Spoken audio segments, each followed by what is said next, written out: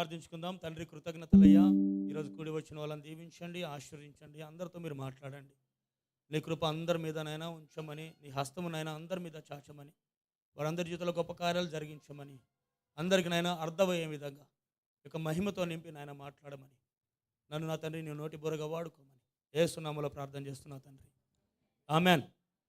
మీ అందరికీ ఒక క్వశ్చన్ వేస్తున్నా నేను. అపవాది మీ దగ్గర నుంచి పారిపోవాలంటే ఏం చేయాలి?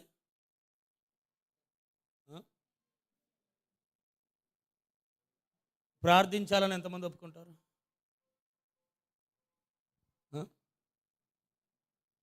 నా క్వశ్చన్ లేదు, క్వశ్చన్ మార్క్ ఉందనుకుంటున్నారా? ప్రార్థిస్తే అపవాది పారిపోతాడు అని ఎంతమంది నమ్ముతారు? ప్రార్థిస్తే అపవాది పారిపోడా? మరి ఎందుకు ఎత్తట్లేదు మీరు?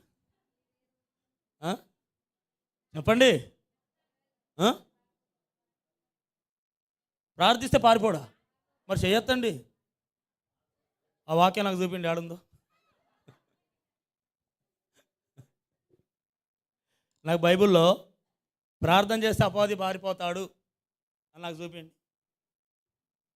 చదివినట్టుందా ఏడన్నా? అసలు చదివితే బైబిల్ ఎంతమంది బైబిలు చదువుతున్నారు? ఎంతమంది బైబిల్ చదువుతున్నారు? ఏంటి, ఇద్దరు ముగ్గురేనా?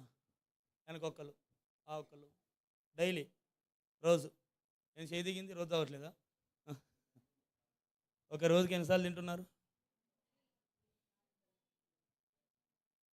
ఈ పరిశుద్ధ గ్రంథము చదవకపోతే ఎలా? జీవగ్రంథం, పరిశుద్ధ గ్రంథం, మత గ్రంథం కాదు ఇది. ఆమేన్. ఏమండి? అందుకే అక్కడ అపవాది ప్రార్థన చేస్తే అపవాది పారిపోతాడని వాక్యం ఎక్కడ కూడా మనం చూడటానికి ఛాన్స్ లేదు. ఎదురించుడి అపవాది పారిపోతాడని ఉంది. ఏముంది అక్కడ? 4:7 చూడవచ్చు. యాకోబు రాసిన పత్రిక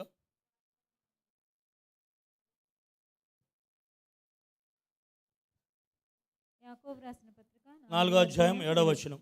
కాబట్టి దేవునికి లోబడి ఉండుడి, దేవుడికి లోబడి ఉండుడి, అపవాదిని ఎదురించుడి. ఏమన్నాడు? ప్రార్థించుడు అన్నాడా? ఎదిరించమన్నాడా? ఎదిరించమన్నాడు. కానీ అపవాదిని ఎలా ఎదిరించాలో మనకు తెలియదే.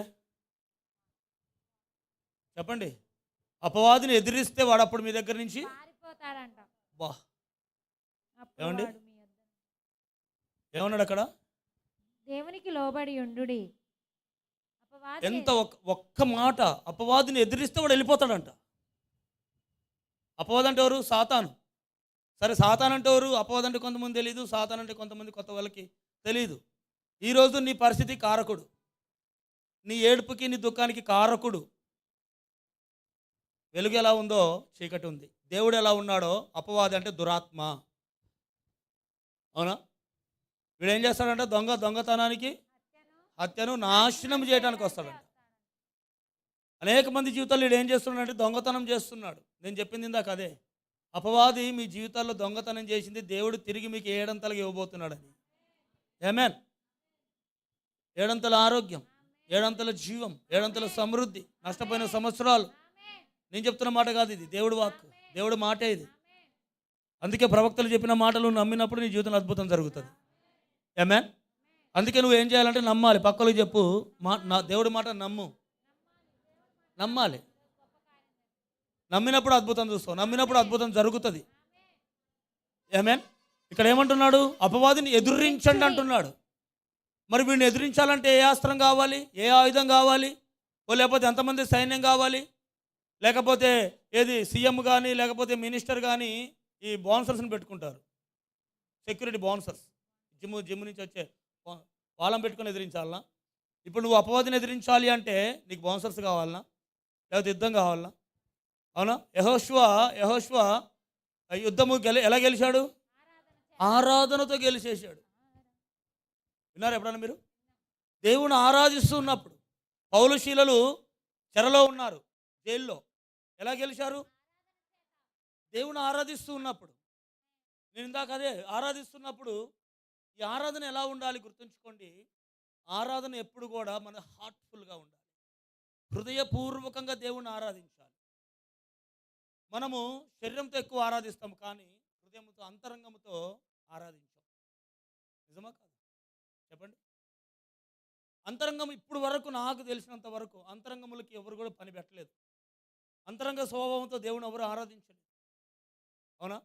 అందుకే ఇంత యేసయ్య అక్కడ ఎవరు ఎవరి దగ్గర పోయినప్పుడు, ఆ, బావి దగ్గర సమరస్య దగ్గరికి పోయినప్పుడు ఏమన్నాడు? సత్యంతోనూ మీరు ఆరాధిస్తున్నారు, కానీ సత్యముతో ఆరాధించే ఒక కాలము రాబోతుంది, అది వచ్చిందన్నాడు. అంతకుముందు వాళ్ళు ఆరాధించారు. అవునా? కొండల మీద ఆరాధన జరిగింది, ఇంకా అనేక ప్రాంతాల్లో ఆరాధన జరిగింది.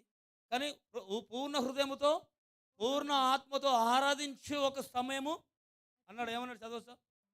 జాన్ యోహాను సువార్త 4వ అధ్యాయం 4:23 వచ్చింది. 4:23. అయితే అయితే యథార్థంగా ఆరాధించు వారు యథార్థముగా అంటే, యథార్థముగా అంటే ఏ హృదయంతో ఆరాధించాలంటే దేవుణ్ణి? యథార్థమైన హృదయం అంటే ఏ కల్ముషము లేని హృదయం, ఏ ద్వేషము లేని హృదయం, ఏ ఒక్క వ్యక్తి మీద కూడా ఒక వ్యక్తిని నాశనము కోరుకోని హృదయం, శత్రుత్వం లేని హృదయం, యథార్థమైనది, ప్రతి ఒక్కరి పట్ల మంచి ఆలోచన, మంచి భావము కలిగిన హృదయం ఉంటుందండి మనుషులకి. ఎవరైనా చూస్తే మత్సరం. మనం చూస్తాం కదా, ఇప్పుడు మా ఇంట్లో 55 ఇంచులు ఇంటికి కొంటే పక్కింటి వాళ్ళు 65 ఇంచులు కొంటాడు. ఉండి కాదు, ఈ ఏమంటారు, చూయించుకోవటానికి. లేదా ఒకళ్ళు ఏదన్నా కొంటే కొంతమందికి మత్సరం. నువ్వు ఇల్లు కట్టుకున్నావు, నీ తోటి ఇల్లు కట్టుకోలేదు, వాళ్ళకి కొంచెం జలసీ వస్తుంది. వాళ్ళు మన గురించి మంచి మాట్లాడడానికి ఛాన్స్ లేదు. కానీ ఇక్కడ యేసయ్య కోరుకుంటున్నది ఏంటంటే, ఏమన్నాడమ్మా? యథార్థంగా ఆరాధించు వారు ఆ, ఆత్మతోనూ ఆత్మతోనూ సత్యముతోనూ సత్యముగా, శరీరముతోనూ అని చెప్పలేదు అక్కడ, ఆత్మతోనూ సత్యముతోనూ. తండ్రిని ఆరాధించు కాలం వచ్చుచున్నది. అంటే ఇప్పుడు దాకా మరి ఆరాధించింది ఏ కాలం? ఇప్పుడు దాకా మరి జరిగింది ఏ కాలం? అది ఆత్మతో సత్యముతో కాదు. విన్నారా? అందుకే నేను ఏమంటానంటే, నీవు దేవుడి సన్నిధిలో ఇందాక మనం ఆరాధించాం ఒక పాట పాడుతూ, అది ఎలా ఆరాధించాలి?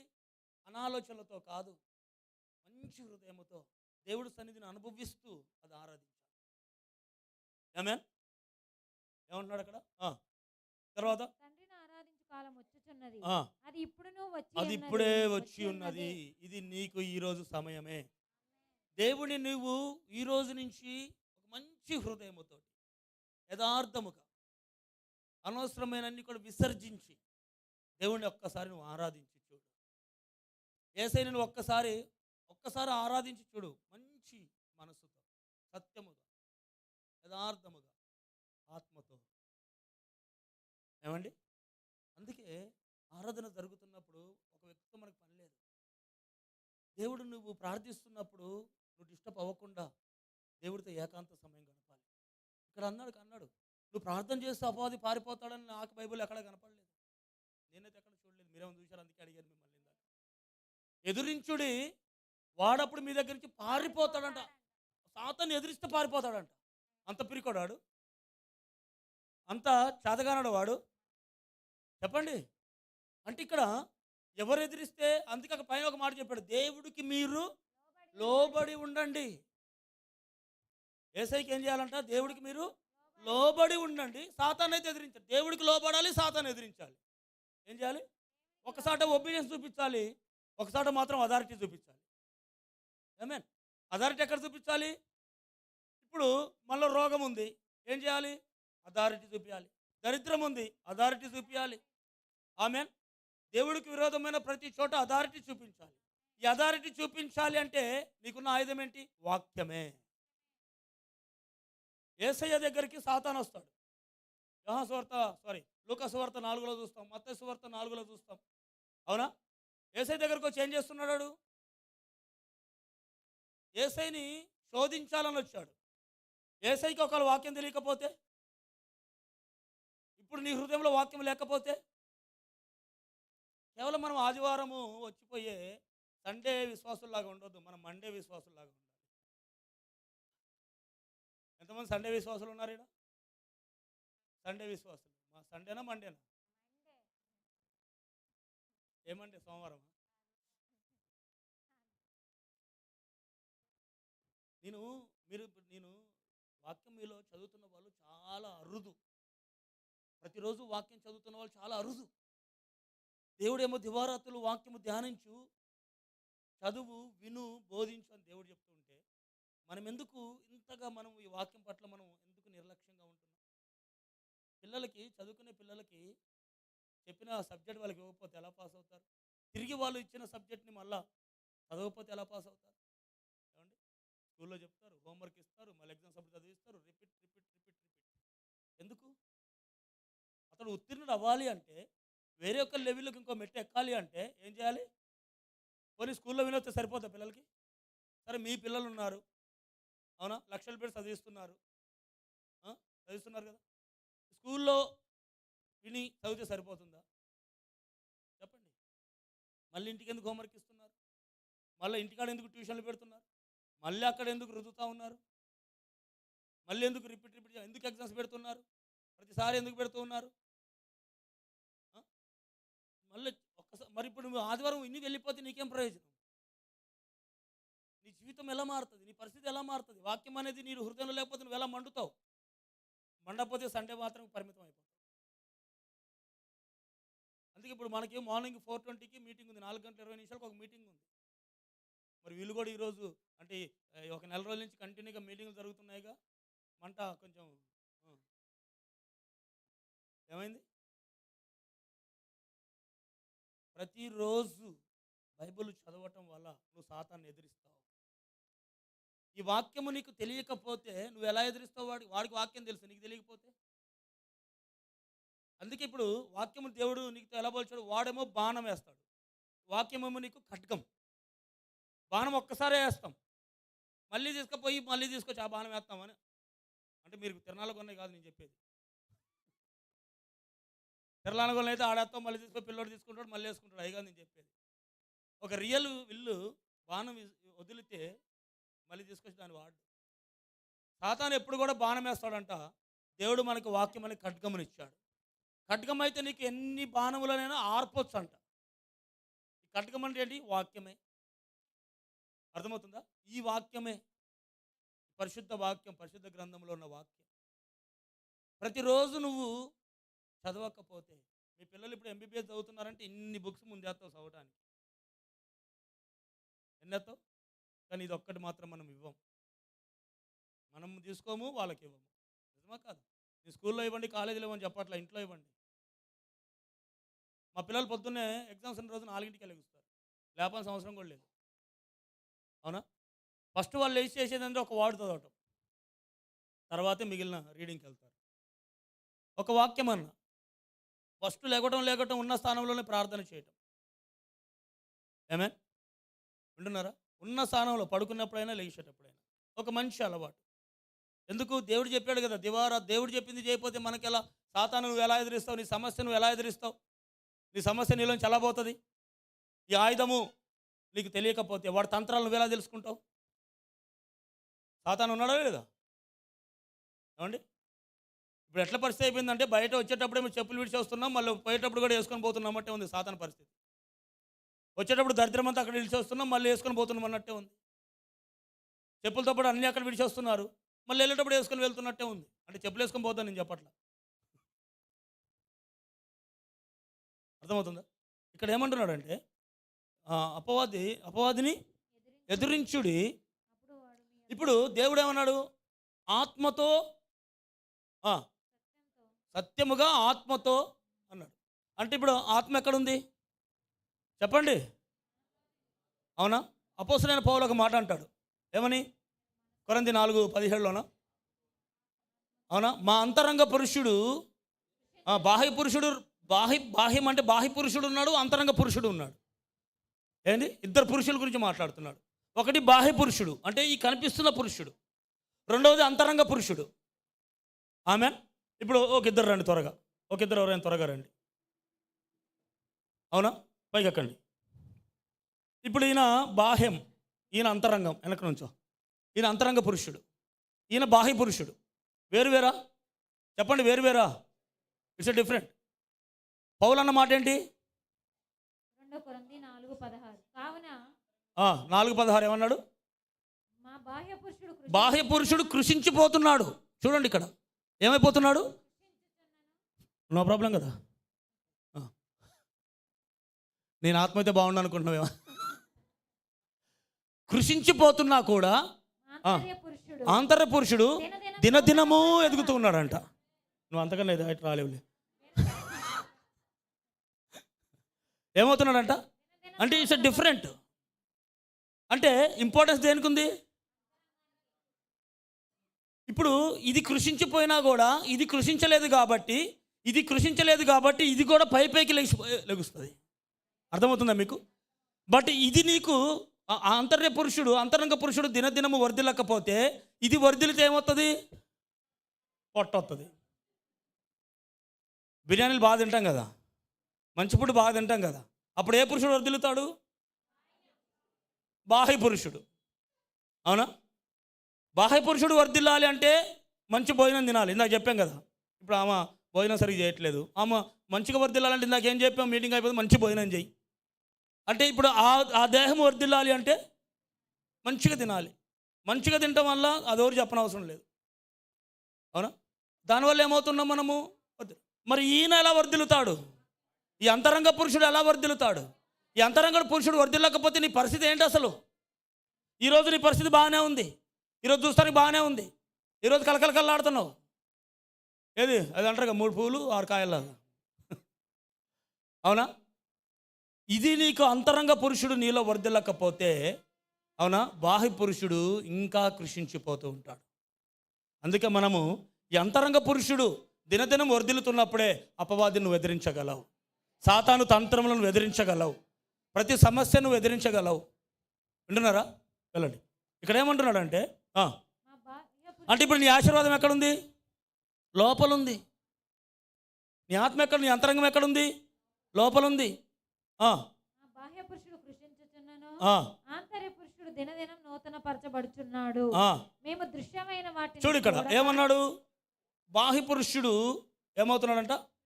ఆంతర పురుషుడు మాత్రం దినదినము వర్ధిల్లుతూ ఉన్నాడు, నూతన పరుస్తున్నాడు. అందుకే ప్రియుడా, నీ ఆత్మ వర్ధిల్లుచున్న ప్రకారం నీవు అన్ని విషయంలో సౌఖ్యంగా వర్ధిల్లుతావు, సుఖముగా వర్ధిల్లుతావు. నీ అంతరంగ పురుషుడు వర్ధిల్లకుండా నువ్వు అన్ని విషయంలో సుఖంగా వర్ధిల్లలేవు. నీ డబ్బు నిన్ను కాపాడదు, లేకపోతే నీ ఆస్తి నిన్ను కాపాడదు, ఎంత గొప్ప డాక్టర్లు నిన్ను కాపాడలేరు. ఈ వాక్యం అనేది ఒకసారి పాలెంగ్షో గారు క్షయవ్యాధితో బాధపడుతున్నాడు. ఆయన వయసు అప్పుడు మేబీ 13 సంవత్సరాలు ఏమో. ఒక 7 సంవత్సరాల అమ్మాయి ప్రతిరోజు బైబిల్ తీసుకొచ్చి ఇస్తూ ఉంది. ఆ పాలెంగ్షో గారికి క్షయవ్యాధి.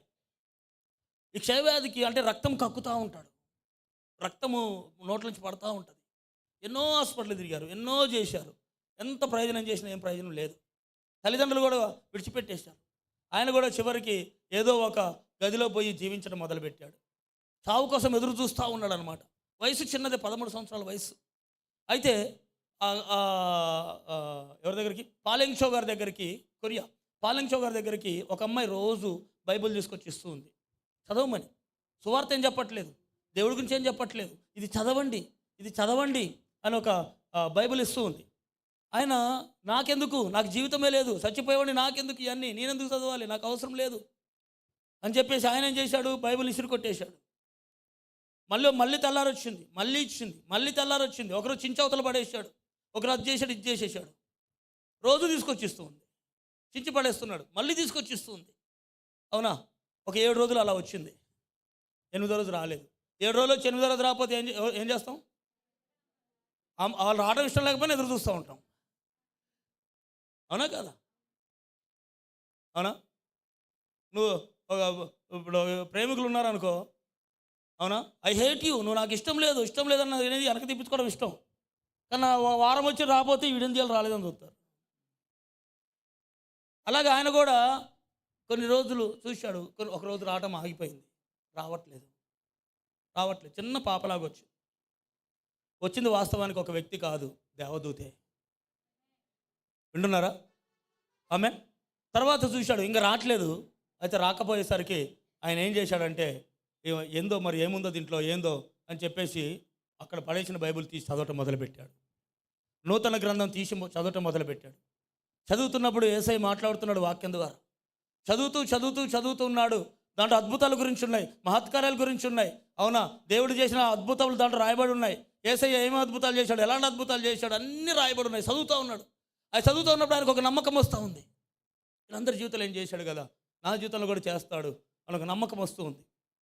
ఆ బైబిల్ చదవటం అయిపోయే లోపు ఆయన క్షయవ్యాధి పూర్తిగా పోయింది. ఆమేన్. 13వ సంవత్సరంలో చనిపోతాడు అని తెలిసిన వ్యక్తి మొన్న మధ్య చనిపోయాడు. దగ్గర దగ్గర 95 సంవత్సరాలకో 99 సంవత్సరాలకు మొన్న మధ్య. ఆయన కొరియాలో 50 లక్షల సంఘం అయినది. 50 లక్షల మంది వెళ్తారు చర్చికి. 50 లక్షల మంది ఒక సంఘం. దేవుడు ఆ విధంగా హెచ్చించడం మొదలుపెట్టాడు. ఆయన పేరు పాల్ యంగ్ చో. మీరు ఎప్పుడైనా యూట్యూబ్లో సాక్ష్యం కూడా కొట్టి వినొచ్చు. టెస్ట్ మనీ, పాల్ యంగ్ చో టెస్ట్ మనీ అంటే మీరు వినొచ్చు. దేవుడు అతని జీవితంలో జరిగించిన ఒక కార్యం. అంటే ఇది ఎవరు బోధించలేదు, ఈ వాక్యము చదవటం వలన మతం మారాడా, జీవం వచ్చిందా? ఏమండి, జీవం వచ్చిందా? చచ్చిపోతాడని చెప్పిన వాడు క్షయవ్యాధితో బాధపడుతున్నాడు. అవునా, మన గుంటూరు ఏసన్న గారి పరిస్థితి కూడా సేమ్. గుంటూరు ఏసన్న గారు తెలుసుగా మీకు, ఆయనది కూడా అదే పరిస్థితి, క్షయమైన వ్యాధితోటి బాధ. మళ్ళీ ఆయన కూడా దేవుడు బతికిచ్చాడు, గొప్ప పరిచర్య చేశాడు. అవునా, డాక్టర్లు వదిలేసినవే. ఏది చదివినప్పుడు, ఇది పట్టుకున్నప్పుడు, చదివినప్పుడు నువ్వెందుకు, నేను అడుగుతున్నాను, ఎందుకు నువ్వు వాక్యము చదవట్లేదు? నీ దగ్గర పరిశుద్ధ గ్రంథం లేదా, బైబిల్ లేదా? చాలామందికి ఉచితంగా ఇచ్చాంగా. నీవు ఇంట్లో బంగారం లేకపోయినా ఇది ఉండాలి. నీకు బంగారం విలువ తెలుసు కానీ దీని విలువ తెలియట్లా. తీసుకురావడం, తీసుకుపోవడం, గూట్లో పెట్టడం, దిండు కింద పెట్టుకోవడం, మళ్ళీ తీసుకురావడం, తీసుకుపోవడం. దేవుడు మొయ్యమని చెప్పాడా? చెప్పండి, మొయ్యమని చెప్పాడా?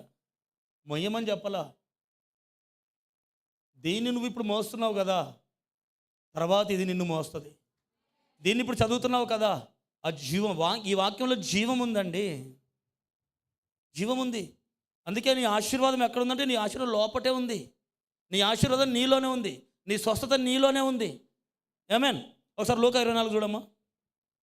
లోక 24:32.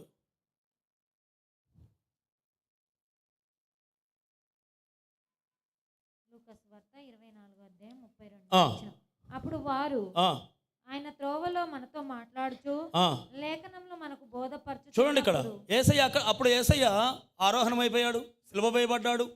అవునా, పోనీ అంతకుముందు వీళ్ళందరికీ వాక్యం తెలుసు, బైబిల్ వాక్యం విన్నారు. మీకు అర్థమవుతుందా? వీళ్ళకి అన్ని అనుభవాలు ఉన్నాయి. కానీ యేసయ్య ఏం చేశాడంటే ఆరోహణం వెళ్ళిపోయిన తర్వాత వీళ్ళందరూ కూడా చల్లబడిపోయారు. మళ్ళీ యేసయ్య లేచిన తర్వాత ఏం జరుగుతుంది? ఆయన త్రోవలో మనతో మాట్లాడుచు. చూడండి ఇక్కడ త్రోవలో ఎవరంట? యేసయ్య తిరిగి లేచాడు, పునరుద్ధానుడు అయ్యాడు. లేస్తూ ఆయనతో మాట్లాడుతూ ఉన్నారు. కానీ యేసయ్యని వీళ్ళు గుర్తుపట్టలేదు. ఏమన్నాడు అక్కడ? త్రోవలో మనతో మాట్లాడుచు లేఖనములు మనకు త్రోవలో మనతో మాట్లాడుతూ ఉన్నప్పుడు లేఖనములు మనకు బోధపరచుచున్నప్పుడు, లేఖనములు మనకు బోధిస్తూ ఉన్నప్పుడు, లేఖనములు మనకి బోధిస్తూ ఉన్నప్పుడు ఏమంటున్నారు?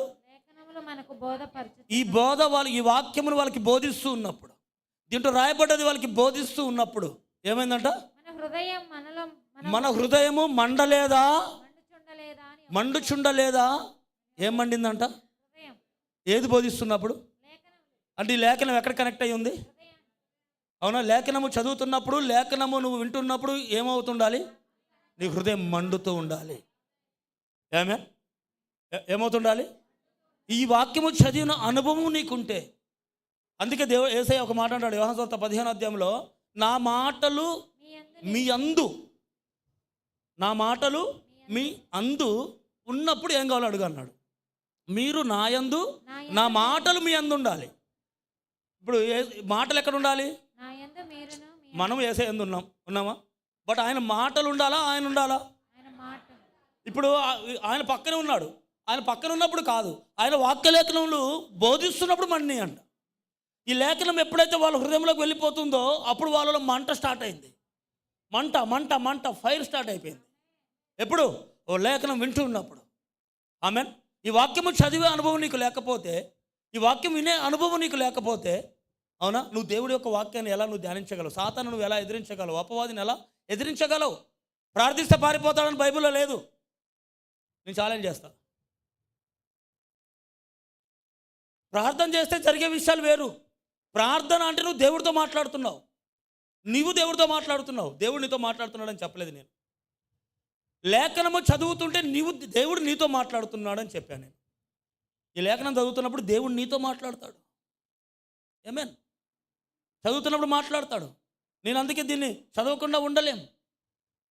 చదువుతున్న ప్రతిసారి మండుతూనే ఉంటుంది, హృదయాలు మండుతూనే ఉంటాయి. వాక్యం ఏది చదివినా మండదు, ఇది చదివితే మండుతూనే ఉంటుంది.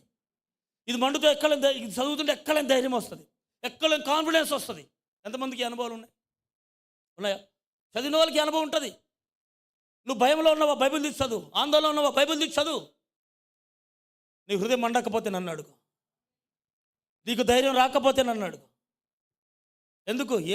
ఏది చదివినా రాని ధైర్యం ఇది చదివినప్పుడు నీకు ఎందుకు వస్తుంది? ఈ వాక్యము ద్వారా దేవుడు నీతో మాట్లాడుతున్నాడన్న సంగతి నువ్వు ఎరుగవా? గ్రహించవా? ఆమేన్. నీ జీవితం మారాలి అంటే వాక్యము చదువు. చదివితేనే మరణకరమైన పరిస్థితి బయటకు వచ్చాడు. మోషేకి నత్తేనా అంటాడు మోతే. అలాగే ఒక వ్యక్తి ఉన్నాడు, పేరేంటి?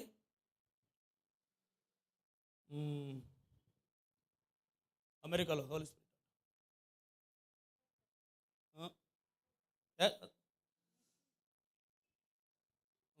బెనిహిన్ గారు, అవునా? బెనిహిన్, ఆయనకి నత్తే. దేవుడు ఇలా తీసేశాడు నత్తిని. నేను మాట్లాడలేను, నత్తితో నేను మాట్లాడలేను, నాకు మాట రాదన్నాడు. నువ్వు పోయి నుంచోపో. నేను బెనిహిన్ గారికి వాక్యం చదివే అలవాటు ఉంది, దేవుడు నమ్మిన అనుభవం ఉంది. దేవుడు ఆయనని భూమి నుంచి ఆయన ఉన్న రూములో ఈ వాక్యము చదువుతూ ఉన్నప్పుడు దేవుడు దర్శించడం జరిగింది. దర్శించి ఎలా అంటే ఆయన ఉన్న స్థానం నుంచి 6 అడుగులు అలా గాలిలో లేచాడు. స్టోరీ కాదు, రియల్ స్టోరీ. ఇదే కథ కాదు, వింటున్నారా? ఆయన ఉన్న స్థానంలో నుంచి 6 అడుగుల పైన తన రూమ్లో పైకి లేచి అక్కడ నుంచోబెట్టి దేవుడు మాట్లాడుతున్నాడు.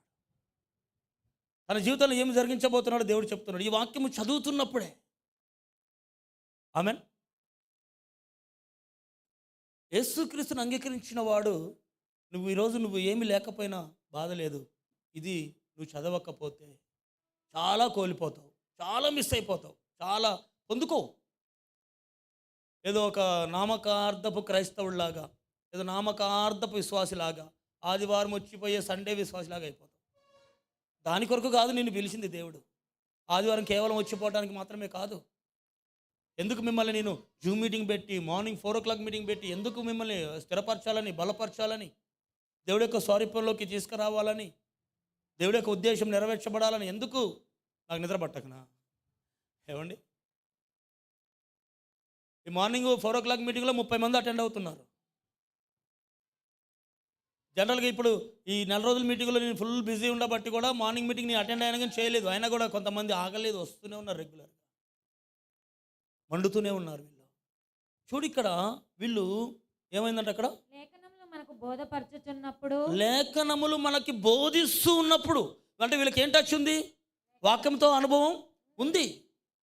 అందుకే వీళ్ళు అంటున్నారు లేఖనములు ఎప్పుడు గ్రహించుకున్నారు వీళ్ళు? తర్వాత గ్రహించుకున్నారు. వాళ్ళు మండే సంగతి కూడా వాళ్ళకి అర్థం కాలేదు అప్పుడు. తర్వాత వీళ్ళు గ్రహించుకున్నారు, ఆయన మనతో లేఖనం మాట్లాడుతున్నారు, మన హృదయంలో మండినాయి కదా. 2 వ్యక్తులు డిస్కషన్ చేస్తున్నారు, నీ హృదయం మండిందా? నాది మండిందా? ఎందుకు? కారణం లేఖనము మాట్లాడుతున్నప్పుడు, లేఖనము వాళ్ళలో పనిచేస్తున్నప్పుడు ఏం మండాలి? నీ అంతరంగా. ఒకసారి యోబు గ్రంథానికి వెళ్ళమో, 32:18 వెళ్ళు. యోబు గ్రంథానికి వెళ్ళి త్వరగా.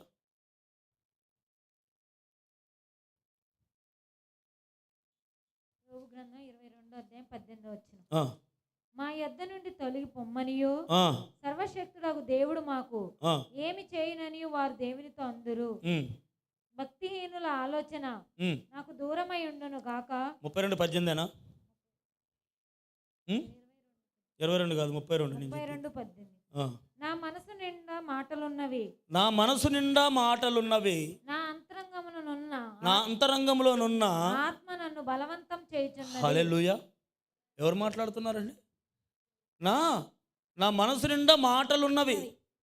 ఏం మాటలు ఉన్నవి? యేసయ్య ఒక మాట చెప్పాడు, నా మాటలు నీలో ఉన్నప్పుడు ఏం కావాలో అడుగు అన్నాడు. ఏ మాటలు? ఈ మండే మాటలు నీలో ఉండాలిగా. అందుకే నువ్వు వాక్యము, దేవుడి యొక్క వాక్యం నిర్లక్ష్యం చేయకు. దేవుడి యొక్క వాక్యము నువ్వు నిర్లక్ష్యము చేయకు.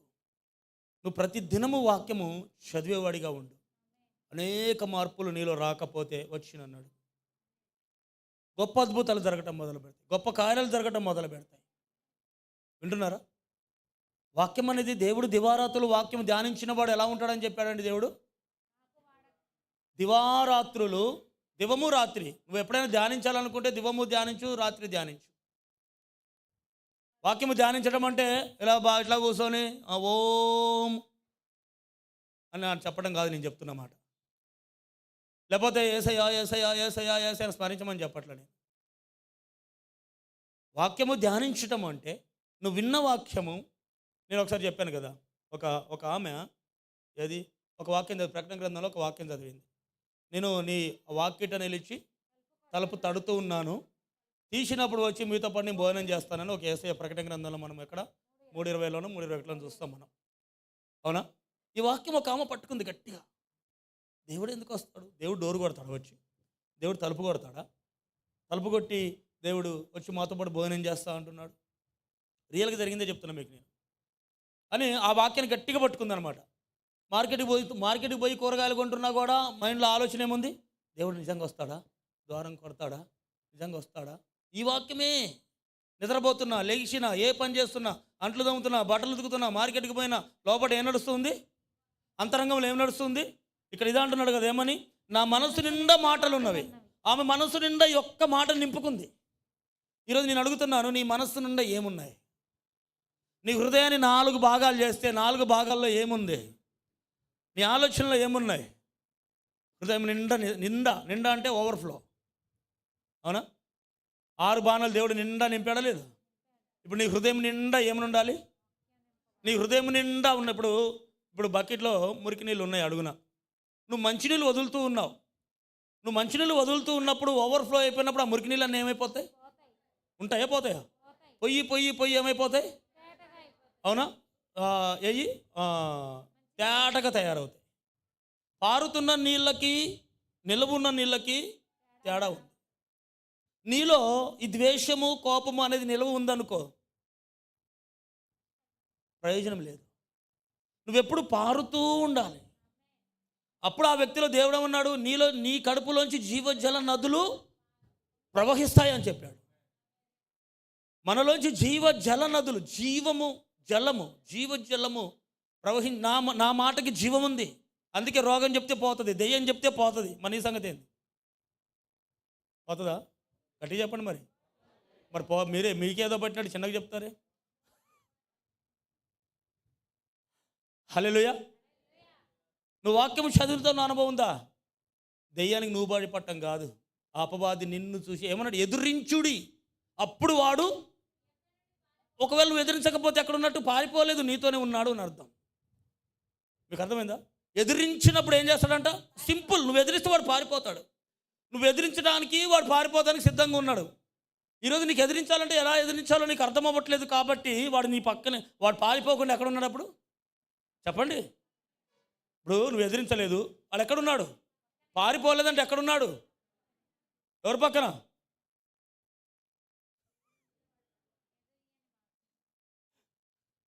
నా పక్కన నన్ను ఒప్పుకోరే. ఎవరైతే ఎదిరించట్లేదో వాడు పక్కనే ఉన్నాడు. మరి వాడుంటే ఏం చేస్తాడు? సాతానుని ఎదురించుడి, అప్పుడు వాడు పారిపోతాడు. ఎదిరించాలి అంటే ఇప్పుడు యేసయ్య దగ్గరికి వచ్చాడు 4వ అధ్యాయం దగ్గర, లూకా సువార్త 4 లేకపోతే మత్తయి సువార్త 4. యేసయ్య దగ్గరికి వచ్చాడా? ఎందుకు వచ్చాడు యేసయ్య దగ్గరికి? యేసయ్య శరీరంతో, దేహంతో ఉన్నాడు. ఈ భూమి మీద యేసయ్య జన్మించిన తర్వాత, ఇప్పుడు మొత్తం సీజన్ అదే నడుస్తుంది కదా, క్రిస్మస్ అంటే యేసు పుట్టాడు. నేనేమంటానంటే యేసయ్య పుట్టలేదు, వచ్చాడు. ఆయన ప్రత్యేకించి ఈ రోజున పుడతానికి ఏం లేదు. ఆయన ఆల్రెడీ ఎప్పుడున్నాడు? ఆయన ఆకాశము భూములు లేకముందే, భూమికి పునాది వేయబడకముందే, జగత్ పునాది వేయబడకముందే, అవునా, అనువాడను, ఉన్నవాడను, మొదటివాడను, కడప, ఆల్ఫా ఒమేగా. ఎప్పటి నుంచి ఉన్నాడు? మొదటి నుంచి ఉన్నాడు అంట ఆయన. మొదటి నుంచి ఉన్నవాడు వచ్చి ఇప్పుడు పుట్టడం ఏంటండి? పిచ్చి కాకపోతే. పుట్టాడా వచ్చాడా? వచ్చాడు. అందుకే అక్కడ అన్నాడు ఏమని? సత్యస్వరూపి అయిన దేవుడు, అవునా, మన మధ్యలోకి ఎలా వచ్చాడంట? యోహాను 1:14 ఏమన్నాడు? కృపా సత్య సంపూర్ణుడై, ఆ వాక్యమే కృపా సత్య సంపూర్ణుడుగా మన మధ్యలో శరీరధారి అయి నివసించాడు. ఎలా వచ్చాడా? పుట్టాడా? ఉందాడా? వచ్చాడు. ఆ వాక్యమే శరీరధారి అయి భూమి మీద కృపా సత్య సంపూర్ణ మన మధ్యలోకి వచ్చాడు. మరి పుట్టాడని చెప్తారు ఏంది? దేవుడు పుట్టాడా? ఇప్పుడు నీ తర్వాత వచ్చి 2000 సంవత్సరాల క్రితం పుట్టాడా? అందరు చేస్తున్నారు కాబట్టి నేను కూడా చేస్తున్నా క్రిస్మస్. దేవుడు ఏం చేశాడు తెలుసా? ఇప్పుడు నీ హృదయంలో పుట్టాలి. అర్థమవుతుందా? నీ హృదయంలో ఆయన ఇప్పుడు పుట్టాలి. నూతనంగా వచ్చావా క్రీస్తు దగ్గరికి? నా హృదయంలో పుట్టాడు. 2009లో పుట్టాడు. అర్థమవుతుందా? ఇక్కడ ఆయన సృష్టికర్త అయిన దేవుడు వచ్చిన సమయం. అందుకే కృపా సత్య సంపూర్ణుడుగా ఆ వాక్యమే. దేవుడు ఏమై ఉన్నాడు? దేవుడు ఏమై ఉన్నాడు? చెప్పండి, దేవుడు ఏమై ఉన్నాడు? అక్కడే చదువు. 1:14 చదువు యోహాను. ఆ వాక్యము శరీరధారి అయి కృపా సత్య సంపూర్ణుడుగా మన మధ్య నివసించాడు. వాక్యము ఏ రూపంలో వచ్చిందంటే భూమి మీదకి? శరీరధారిగా. ఈ వాక్యము శరీరధారిగా భూమి మీదకి వచ్చింది. ఈ వాక్యము ద్వారానే సమస్తము సృష్టించబడ్డది. యోహాను 1:1 ఏమన్నాడు? ఆది యందు, ఇన్ ద బిగినింగ్ ఏముంది? బిగినింగ్ వాక్యం ఉంది. నువ్వు కాదు ఉంది. బిగినింగ్ రోగం కాదు ఉంది, దరిద్రం కాదు ఉంది, వాక్యం ఉంది. బిగినింగ్ ఈ వాక్యము ద్వారా దేవుడు ఏం చేశాడు? ఈ సృష్టి మొత్తాన్ని ఈ వాక్యము ద్వారా కలగజేశాడు. ఈ వాక్యము చదవవా? ఈ వాక్యము ధ్యానించవా? హల్లెలూయా. నేనెందుకన్నాను, మీరెందుకన్నారు? ఈ భూమి సృజించక ముందు ఈ వాక్యం ఉంది. యేసుక్రీస్తు అంటే వాక్యము. యేసుక్రీస్తు ఆ వాక్యమే భూమి మీదకి ఎలా వచ్చాడంట? కృపా సత్య సంపూర్ణుడుగా మన మధ్యలోకి శరీరధారుడుగా వచ్చాడు. ఎలా వచ్చాడు? శరీరధారుడుగా వచ్చాడు. వాస్తవానికి ఏంటి? మళ్ళీ శరీరం విడిచిపెట్టేశాడు. యేసయ్య వెళ్ళిపోయేటప్పుడు యోహాను సువార్త 17:14 ఏమన్నాడు? యేసయ్య వెళ్తూ వెళ్తూ ఏమి చెల్లాడు మనకి? ఇన్నిసార్లు చెప్తున్నాం వాక్యం అని. వాక్యమే వచ్చింది, వాక్యమే పుట్టింది, వాక్యం ద్వారా అన్ని సృజించబడ్డాయి. వాక్యం లేకుండా ఏమీ లేదు, వాక్యం లేకుండా సృష్టి లేదు. వెళ్ళేటప్పుడు నీకు వాక్యం ఇచ్చి వెళ్ళాడు. ఇన్ని చెబుతున్న వాక్యం మాత్రం, వాక్యం చదివిన వాళ్ళ జీవితం మారిపోయింది. వాక్యం చదివిన వాళ్ళ జీవితం అద్భుతంగా మళ్ళా సృజింపబడ్డది. నూతన క్రియలు జరిగినాయి, నూతనమైన కార్యాలు జరిగినాయి. ఇది చదవటానికి మనకి సమయము ఇల్లే సమయము లేదు. పొద్దున పేపర్ చదువుతావా? కొంతమంది అది చదవకపోతే అసలు వాష్రూమ్ పోరు. అదొక డ్రగ్ వాళ్ళకి. సిగరెట్ ఉన్నాడు సిగరెట్ పట్టుకొని పోతాడు, పేపర్ ఉన్నాడు పేపర్ పట్టుకొని పోతాడు. నువ్వు వాక్యానికి బానిస అవ్వాలి. మందుకు కాదు, సిగరెట్కి కాదు, మదక ద్రవ్యములకు కాదు నువ్వు బానిస అవ్వాల్సింది. ఈ వాక్యము లేకపోతే నేను బ్రతకలేను, ఈ వాక్యము చదవకపోతే నేను బ్రతకలేను, ఈ వాక్యము అని చెప్పి దీనికి నువ్వు బానిస అవ్వాలి. 24 గంటలు మనకు ఒక కొద్ది సమయం మనము బైబిల్ చదవ. జీవ గ్రంథము దేవుడైన వాక్యం, ఆయనే వాక్యం అంట. ఏమన్నాడు అక్కడ? ఆదియందు వాక్యం. ఆదియందు ఇన్ ద బిగినింగ్ ఏముందంట? ఆదియందు ఏముందండి? In the beginning. మొదటిగా అసలు కొన్ని లక్షల సంవత్సరాల క్రితం ఏముంది? కొన్ని లక్షల సంవత్సరాల క్రితం సంగతి చెప్తున్నాడు. అసలు బిగినింగ్. ఆకాశం లేదు, భూమి లేదు, కానీ వాక్యం ఉంది. ఆ వాక్యమే మన మధ్యలోకి వచ్చింది. ఆ వాక్యమే ఇప్పుడు నీ చేతిలో ఉంది. ఎంత జీవం కలిగిన వాక్యం! ఈ వాక్యం ద్వారా నీకు అద్భుతాలు జరుగుతున్నాయి. ఈ వాక్యం ద్వారా రక్షణ వస్తుంది. ఈ వాక్యం ద్వారానే ప్రార్థన చేస్తున్నాం. ఆమేన్. ఏమన్నాడు అక్కడ? ఆదియందు వాక్యం ఉండెను, వాక్యమే దేవుడై ఉండెను. This is the true. వాక్యమే అంటే దేవుడికి ఇక్కడ ఒక రూపము లేదు. కానీ నా పాత జీవితంలో ఏం చేశాను నేను? ఇందాక అదే అన్నాడు యేసయ్య. ఒక్కసారి 4వ అధ్యాయానికి వెళ్ళిపో. యోహాను సువార్త. ఆ స్త్రీతో ఏమంటున్నాడు? సమరయ స్త్రీతో ఏమంటున్నాడు? అయితే ఆ, యథార్థం 22 వచ్చిన ఆ. మీరు మీకు తెలియని దానిని ఆరాధించు మీరు మీకు తెలియని దాన్ని ఆరాధిస్తున్నారు. నేను యేసయ్య దగ్గరికి రాకముందు నాకు తెలియని దాన్నే ఆరాధించా. సృష్టికర్త అనే దేవుడు వచ్చి స్వయంగా చెప్తున్నాడు, మీరు ఇంతకాలం మీరు ఆరాధించారు, కానీ ఎవరిని ఆరాధిస్తున్నారో మీకు తెలియలేదు. ఎవరిని ఆరాధించామండి మనం ఇంతకుముందు? మన తల్లిదండ్రులు ఎవరైతే చూపించారో వాళ్ళని ఆరాధించాం. యేసయ్య అదే మాట అంటాడు, మీరు ఆరాధించారు, కానీ మీకు తెలిసిన దాన్ని మీరు కాదు ఆరాధిస్తుంది, మీకు తెలియని దాన్ని మీరు ఆరాధిస్తున్నారు. మీరు మీకు తెలియని దానిని ఆరాధించువారు, మేము మాకు తెలిసిన దానిని ఆరాధించువారం. రక్షణ యూదులలో నుండియే కలుగుచున్నది. అయితే యథార్థంగా ఆరాధించువారు యథార్థంగా ఆరాధించిన సమయం ఎప్పుడు? నిజమైన సత్యమును నువ్వు తెలుసుకున్నప్పుడు, వాక్యమును తెలుసుకున్నప్పుడు. ఇంతకుముందు మన ఆరాధన తెలియదు. నిజం యథార్థమైనది ఉందా? తెలియదు. ఇక్కడికి వచ్చిన తర్వాత చూడు, అవునా? ఏంటి అనేది నీకు అర్థమైందా? ఎవరు అనేది అర్థమైందా? ఏమంటే మీకు అర్థమవుతున్నాయి నా మాటలు మీకు అర్థమవుతున్నాయా? నువ్వు ఎవరిని ఆరాధిస్తున్నావో తెలియదు నీకు. ఇంతకు ముందు నాకు కూడా తెలియదు. ఇక్కడికి వచ్చి దీన్ని చదివి సత్యం ఏంటో తెలుసుకున్న తర్వాత నిజమైనది ఏంటో అర్థమైంది. అంతకుముందు నా దృష్టిలో ఇది ఒక మత గ్రంథమే, ఒక పరిశుద్ధ గ్రంథమే, అన్ని బుక్కులు ఈ బుక్కు, ఇది చించేస్తే చినిగిపోద్ది, కాల్చేస్తే కాలిపోద్ది, నత్తి కింద పెట్టుకుంటే బుక్కులాగే ఉంటుంది, దీంట్లో ఏమీ లేదు. బట్ దీంట్లోంచి చదువుతున్నప్పుడు దాంట్లోంచి వచ్చి జీవం ఉంది చూసావా? దాంట్లో ఉన్నది నీకు ట్రాన్స్ఫర్ అవుతుంది చూసావా? అప్పుడు జీవం వస్తూ ఉంది. ఆమేన్. ఫైర్ ఎప్పుడు వస్తుంది? కరెంట్ ఎప్పుడు వస్తుంది? రెండు కలిసినప్పుడే. రెండు ఊరకున్నప్పుడు కాదు. ఫైర్ అనేది ఎప్పుడు వస్తుంది? అర్థమవుతుందా మీకు? ఇప్పుడు చూడండి, మీరు స్విచ్ చేశారు, వెలిగింది. ఎందుకు వెలిగింది? పైకి వేస్తే ఆఫ్ అయిపోయింది. ఎందుకు ఆఫ్ అయిపోయింది? మైనస్ ప్లస్ ఉంది, అవునా? ప్లస్ ఉన్నప్పుడు రెండు ఫైర్ అవుతుంది. అర్థమవుతుందా? వేసినప్పుడు ఒకటే ఉంది, మైనస్ అయిపోతుంది. ఇప్పుడు దీంట్లో ఉన్నది నా ఆత్మతో కనెక్ట్ అయినప్పుడే ఫైర్ అయిపోతుంది. ఇక్కడ నా అంతరంగ పురుషుడితో ఈ వాక్యం అనే మంట మండినప్పుడే నాలో ఫైర్ స్టార్ట్ అవుతుంది. అర్థమవుతుందా? మీకు అర్థమైందా? ఇది నువ్వు చదువుతూ ఉన్నప్పుడు, నువ్వు బైబిల్ తెరిచినప్పుడు నీ హృదయం తెరవబడుతుంది. నువ్వు బైబిల్ చదవడానికి ఎప్పుడైతే తెరుస్తావో నీ హృదయం అప్పుడే తెరవబడుతుంది. ఆమేన్. నువ్వు బైబిల్ తెరవకపోతే నీ హృదయం ఎలా తెరవబడుతుంది? అవునా? ఏమవుతుంది అంటే నీ అంతరంగానికి కళ్ళు తెరవబడతాయి. నీ అంతరంగం యొక్క ఏమంటారు, మనోనేత్రములు ఓపెన్ అవుతాయి పరిశుద్ధ గ్రంథం తెరిచినప్పుడు.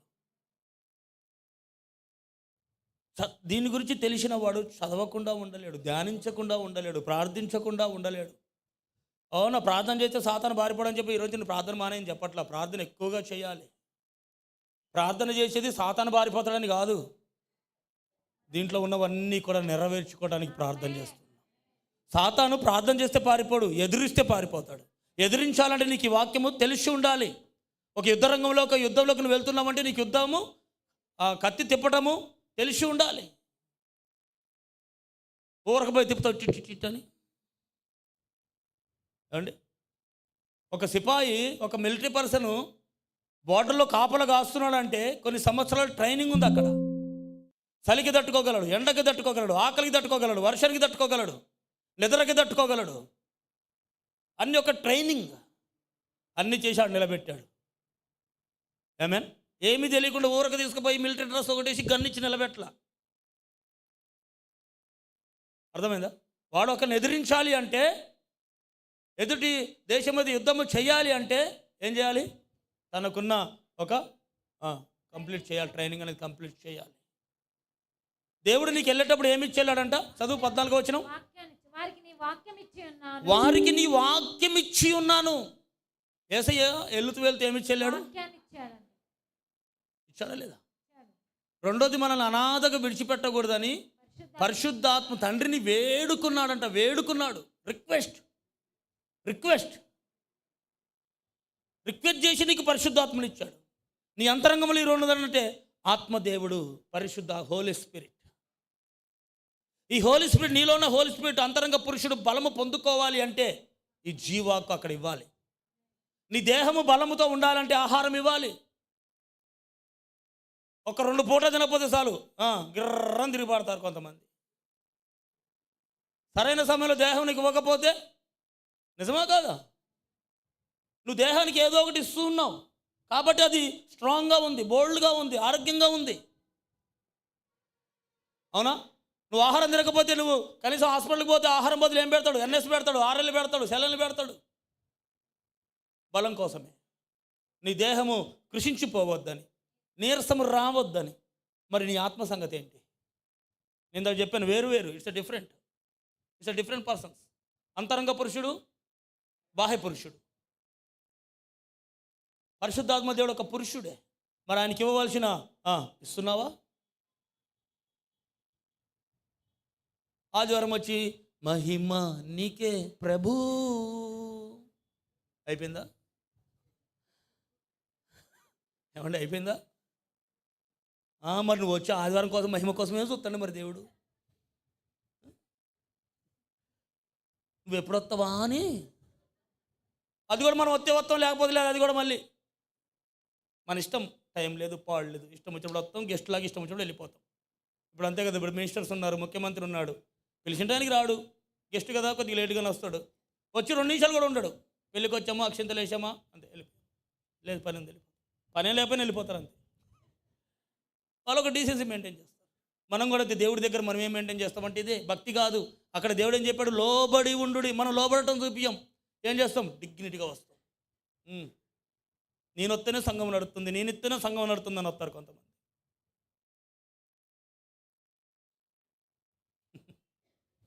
ఏమేన్?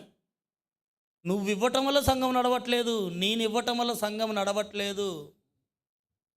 ఇది అర్థం కాలేదు ఇంకెవరికి. ఏమేన్? వింటున్నారా? కొంతమంది అలా. దేవుడు ఏమంటున్నాడు? దేవుడికి లోబడి ఉండు, అపవాదినైతే ఎదిరించు. నీ సమస్యను ఎప్పుడైనా ఎదిరించావా? సమస్యను చూసి కుంగిపోయావా? ఎప్పుడైనా నీలో ఉన్న సమస్య, ఏ సమస్య వెళ్ళిపో అలా కమాండింగ్ ఎప్పుడైనా చేసావా? అథారిటీ ఎప్పుడైనా చేసావా? జనరల్గా ఏమైపోతారు? కుంగిపోతారు. బట్ ఇక్కడ దేవుడే ఉన్నాడు, ఎదురించు. అందుకే వాక్యం అంట హెబ్రీ పత్రిక 4:12 చెప్పాడు. ఏమని చెప్పాడు? వాక్యము 2 అంచుల ఏమన్నాడు అక్కడ? చదువు. 4:12. ఎందుకనగా దేవుని వాక్యం. ఎవరి వాక్యం? మళ్ళీ వాక్యం ఎవరై ఉన్నారు? దేవుడు.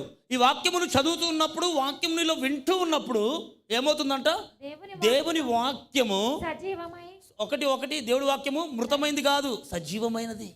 ఇప్పుడు ఈ వాక్యం ఏమైంది? సజీవమైనది. దేవుని వాక్యం ఏమైందంట? సజీవమైనది. మృతము లేనిది, మృతతుల్యమైన దాన్ని కూడా జీవం ఇవ్వగలిగినది ఈ వాక్యం. మృతతుల్యమైన దాన్ని కూడా జీవం ఇవ్వగలదు ఈ వాక్యం.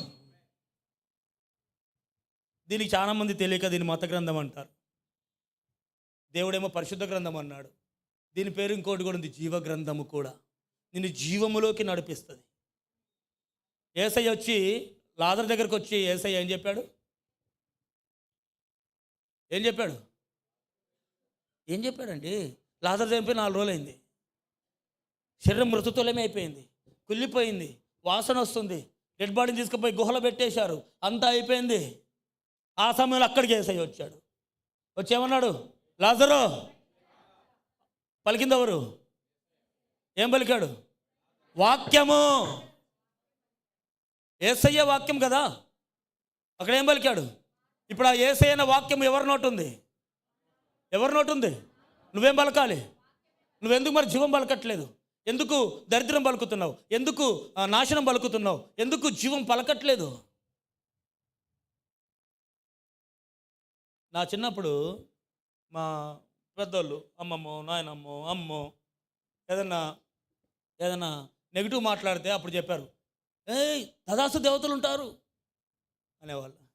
అంటే మనం ఏదైనా మాట్లాడే వాళ్ళు తదాస్తు అంటే అది జరిగిపోద్దంట. అది నెగిటివ్ ఏదైనా మాట్లాడితే, వ్యర్థమైంది మాట్లాడితే. అప్పుడు తదాస్తు దేవతలు ఉన్నారో లేదో అప్పుడు నాకు తెలియదు, కానీ ఇప్పుడు నాకు తెలుసు. కానీ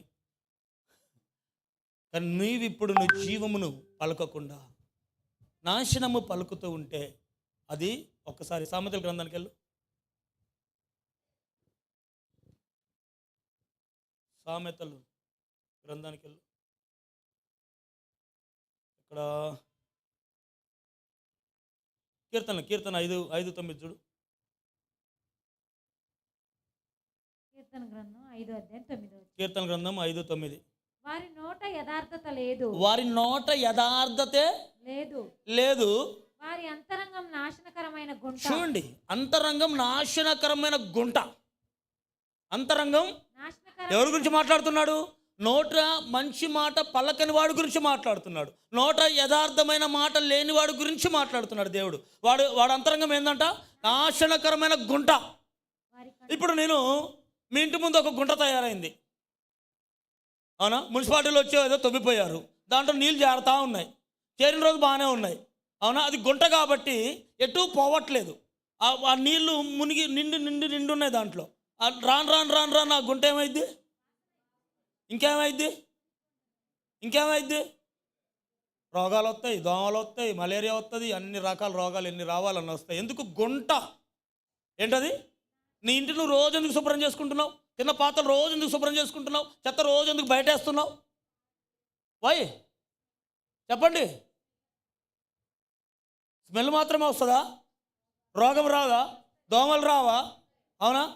ఆ ఒక్క దోమ వచ్చి కొడితే చాలు నీ ఇంట్లోనే పుట్టింది, మురిగిలో జీవం ఆడబోసుకుంది. ఎందుకు కారణం? మరి ఇంట్లో ఉన్న చెత్తే అంత దరిద్రం అయితే ఏమండి? నీ ఇంట్లో ఉన్న చెత్తే నీ ఇంటిని నువ్వు రోజు శుభ్రం చేసుకోకపోతే అంత భయంకరమైన పరిస్థితి ఉంది కదా, అవునా? మరి నీ అంతరంగ సంగతి ఏంటి? నీ అంతరంగమే ఈరోజు ఈ వాక్యం చెప్పినట్టు మురికి గుంట. నోటో మంచి మాట లేదు. కొంతమంది అంతే, అవునా? వారి నాశనం వాళ్ళకి కొని తెచ్చుకుంటూ ఉన్నారు. ఎందుకు? జీవం లేదు. ఇక్కడ ఏమన్నాడు? చదువు. వారి నోట యథార్థత లేదు, వారి అంతరంగము నాశనకరమైన గుంట, వారి కంఠము తెరిచిన సమాధి. నోరు తెరిస్తే, కంఠము తెరిస్తే సమాధి అనంట. సమాధిలో మంచి ఉందా? మురుగుందా? చెప్పండి. సమాధికి పైన మాత్రం గ్రానైట్ ఉంటుంది, అద్భుతంగా ఉంటుంది. పైన లోపల పైన చెప్పండి, చెప్పండి, పైన గ్రానైట్ ఉంటుంది, సున్నం కొట్టి ఉంటుంది. అందుకే ఒకసారి యేసయ్య అంటాడు, శాస్త్రం పరిచయం చూసినాడు, ఏమంటాడు? సున్నము కొట్టిన సమాధుల్లారా అన్నాడు. వాళ్ళని చూసి వాళ్ళకి అర్థం కాదు. సున్నం కొట్టిన సమాధులు ఏంది? మేము సున్నం కొట్టలేదే సమాధికి. యేసయ్య అన్నాడు వాళ్ళని చూసి, సున్నం కొట్టిన సమాధుల్లారా అన్నాడు. అంటే అర్థమైంది, బయట మాత్రం ఆ ఇంటికి సున్నం కొట్టాడు, సమాధికి సున్నం కొట్టారు. ఇప్పుడు సమాధికి సున్నం కాదు, మార్బులే గ్రానైట్ మార్బులు, అవునా? ఇటాలియన్ మార్బుల్ కూడా వేస్తున్నారు. వెరీ కాస్ట్లీ ఇటాలియన్ మార్బుల్, అవునా? అన్నీ వేస్తున్నారు. బయటకు మాత్రం మహా అద్భుతం, లోపల చూస్తే మాత్రం కంపు, మురుగు, శవం లోపల ఎలా ఉంటుందండి? ఇదే కదా వాళ్ళని ఎలా పోల్చాడు. ఇప్పుడు బయటికి మాత్రం మనం మంచిగా కనిపిస్తున్నాం, గ్లామరస్గా కనిపిస్తున్నాం, అందంగా కనిపిస్తున్నాం, అవునా? ప్రేమ చూపించేవారుగా కనిపిస్తున్నాం, కానీ లోపల ఏంటి? దేవుడు ఇది చూస్తున్నాడా? దేవుడు నీ బాహ్యాన్ని చూడడు, నీ అంతరంగాన్ని చూస్తాడు. దేవుడు నా అంతరంగాన్ని చూస్తాడు. దేవుడు ఎప్పుడు మనుషులు చూస్తారు పైన, పై రూపము మనుషులు చూస్తారు. అందుకే మనం ఎక్కడికి వెళ్ళాం, మనుషులు మంచి వస్త్రాలతో వెళ్తాం. ఎందుకు? మనుషులు చూస్తారు కాబట్టి. ఇప్పుడు నువ్వు పెళ్ళికి వెళ్ళినప్పుడు ఒక రకంగా వెళ్తావు, డైలీ వెళ్ళే ఒక ఉద్యోగానికి ఒక రకంగా వెళ్తావు, ఇంట్లో ఉంటే ఒక రకంగా ఉంటావు. అంటే ఎవరు చూస్తున్నారని మనం అలా వెళ్తున్నాం? జనాలు ఏం చూస్తున్నారు? నీ పైన రూపం చూస్తున్నారు. ఏ మనుషుడు అంతరంగమును చూడలేడు, కానీ ఈ దేవుడు నీ అంతరంగమును చూస్తాడు. మరి నీ అంతరంగం ఏముంది? ఇప్పుడు సమాధి అని చెప్పాలా, గుంట అని చెప్పాలా, లేకపోతే ఈ వాక్యం జీవగ్రంథం ఉందని చెప్పాలా? ఏమేన్? అందుకే ఇక్కడ ఏమన్నాడంటే, వారి అంతరంగము నాశనకరమైన గుంట, వారి కంఠము తెరిచిన సమాధి, వారు నాలుకతో ఇచ్చకములాడుదురు. నాలుకతో ఇచ్చకములు అంటే వ్యర్థమైన పలుకులు. వాళ్ళ నాశనము కోరుకోవటం, వీళ్ళ నాశనము కోరుకోవటం, లేకపోతే వాళ్ళు నశించిపోవాలని, వీళ్ళు నశించిపోవాలని. నోరు తెరిస్తే ఒక మాట, కొంతమందిలో చూస్తాం నోరు తెరిస్తే మంచి మాట ఉండదు. నోరు తెరిస్తే చాలు, వామ్మో వాడి నోటికి దండం అంటాం. ఎందుకు? ఇంకో సామెత ఉంది, నోరు మంచిదైతే ముందు ఏది మంచిది కావాలి, ఊరా నోరా? నోరు మంచిదైతే ఆటోమేటిక్గా నీకు ఆ ఊరు మంచిది అయిపోద్ది. మన నోరు మంచిది కానప్పుడు ఆ ఊరు మనకు మంచిది కాదంటాం. మన నోరు మంచిదైతే ఊరు మంచిది. ఊరు ఎందుకు మంచిది? మన నోరు మంచిది కాబట్టి. అదే మన నోరు మంచిది కాకపోతే ప్రతి ఒక్కరికి శత్రువే. కనబడ్డ వాళ్ళ నువ్వు ఏదో ఒకటి అనుకుంటూ ఉంటే నీకు మంచోడు అవుతాడా? ఊరు మంచిది అవుతుందా? లేదు. పెద్దలు ఊరికే చెప్పలేదు, ఏది చెప్పినా కూడా. మన నోరు మంచిదై ఉండాలి, మన నోరు జీవం కలిగినదై ఉండాలి. మన హృదయం నిండినదే నోరు మాట్లాడుతుందని వాక్యం సెలవిస్తుంది. హృదయం నిండినదే నోరు మాట్లాడుతుంది. హృదయం దేంతో నిండింది ఈరోజు నేను అడుగుతున్నాను. ఒకసారి 51 కీర్తనకి వెళ్ళు, అదే అధ్యాయంలో 51:10కి వెళ్ళు. అక్కడ దావీదు ఏమని ప్రార్థన చేస్తున్నాడు చూడండి. 51:10. దేవా నా యందు శుద్ధ హృదయం కలుగజేయుము. నా యందు, ఎక్కడ? దేవా నా యందు శుద్ధ హృదయము కలగజేయుము నా అంతరంగములో. హల్లెలూయా. ఎక్కడండి? నా అంతరంగములో స్థిరమైన మనస్సును నూతనంగా చేయము. ఈరోజు దేవుడు నీ అంతరంగములో నూతనమైన మనసు దయచేయునుగాక. ఈరోజు మన నోరు సమాధి గుంట వలె ఉండొద్దు. ఎదుటివాడు నీకు శత్రువు ఉండొచ్చు, నువ్వు మాత్రం అతని శత్రువుగా చూడకూడదు. దేవుడు ఇక్కడ శత్రువులను సైతం ప్రేమించమని చెప్పాడు యేసయ్య. నీ శత్రువులను సైతం ప్రేమించే మనసు ఉండాలి. నీ శత్రువుల కొరకు సైతం ప్రార్థించే మనసు ఉండాలి. వాళ్ళు అలా ఉన్నారని మనం అలా ఉండకూడదు. వాళ్ళు ఎలా ఉన్నా సరే నువ్వు మాత్రం క్రీస్తును పోలిన వ్యక్తిగానే ఉండాలి. అవునా? వాళ్ళు అలా ఉన్నారని మనం అలా ఉండొద్దు. కొంతమంది అలా ఉన్నారు, అందుకే ఇక్కడ వాక్యలేఖనాలు అన్ని విషయాలు చెప్తున్నాయి నీకు. నువ్వెలా ఉండాలో నేర్పుతుంది నీకు. వాళ్ళు ఎలా ఉండాలో కాదు, వాళ్ళు ఎలా ఉన్నా ఉండనివ్వండి. లోకము తీరు ఎలాగైనా ఉండనివ్వండి, లోకంలో ఉన్న వ్యక్తులు ఎలాగైనా ఉండనివ్వండి. నీవు ఎలా ఉండాలో దేవుడు కోరుకుంటున్నాడు. ఇప్పుడు మన పిల్లలు ఎలా ఉండాలో మనం కోరుకోవడం తప్ప అండి? పోనీ నువ్వు కోరుకున్నట్టు నిజంగా ఉంటున్నారా చెప్పండి? కంఠం వరకే మనము, కానీ రాతను కనలేం కదా, రూపమును కనలేం, కలర్ని కనలేం, స్త్రీయా పురుషుడా అది కనలేం. అది దేవుడి దైవేచ్ఛ, దేవుడు నిర్ణయించాడు. నువ్వు పురుషునే కనాలనుకున్న పురుషుని కనలేదు, అమ్మాయినే కావాలని అమ్మాయిని కనలేదు. దేవుడు నిర్ణయించాడు ఆల్రెడీ. ఎవరు పుడుతున్నారో నీకు తెలియదు, ఎలాంటి వ్యక్తి పుడుతున్నాడో తెలియదు, ఎలాంటి గుణగణాలు ఉన్నాయో తెలియదు, ఎలాంటి బుద్ధి ఉందో తెలియదు, ఏ కలరో తెలియదు, ఏమీ తెలియదు. పోనీ పుట్టేవాడేమన్నా ముందే మొత్తం ఓడి మ్యాప్ వేసుకొని పుడుతుండా? నేను ఈ తల్లినే పుట్టాలి, నేను ఈ తండ్రికే పుట్టాలి, అట్ట పుట్టాలని అందరం కూడా అందరు ముఖేష్ అమ్మానికే పుట్టాలనుకుంటారు. దేనికి అనుకుంటారు? చాలామంది కూడా పుట్టాక కూడా అనుకుంటారు, నేను అసలు ఇక్కడ కాదు నేను పుట్టాల్సిన వాడిని, మరి ఎక్కడో.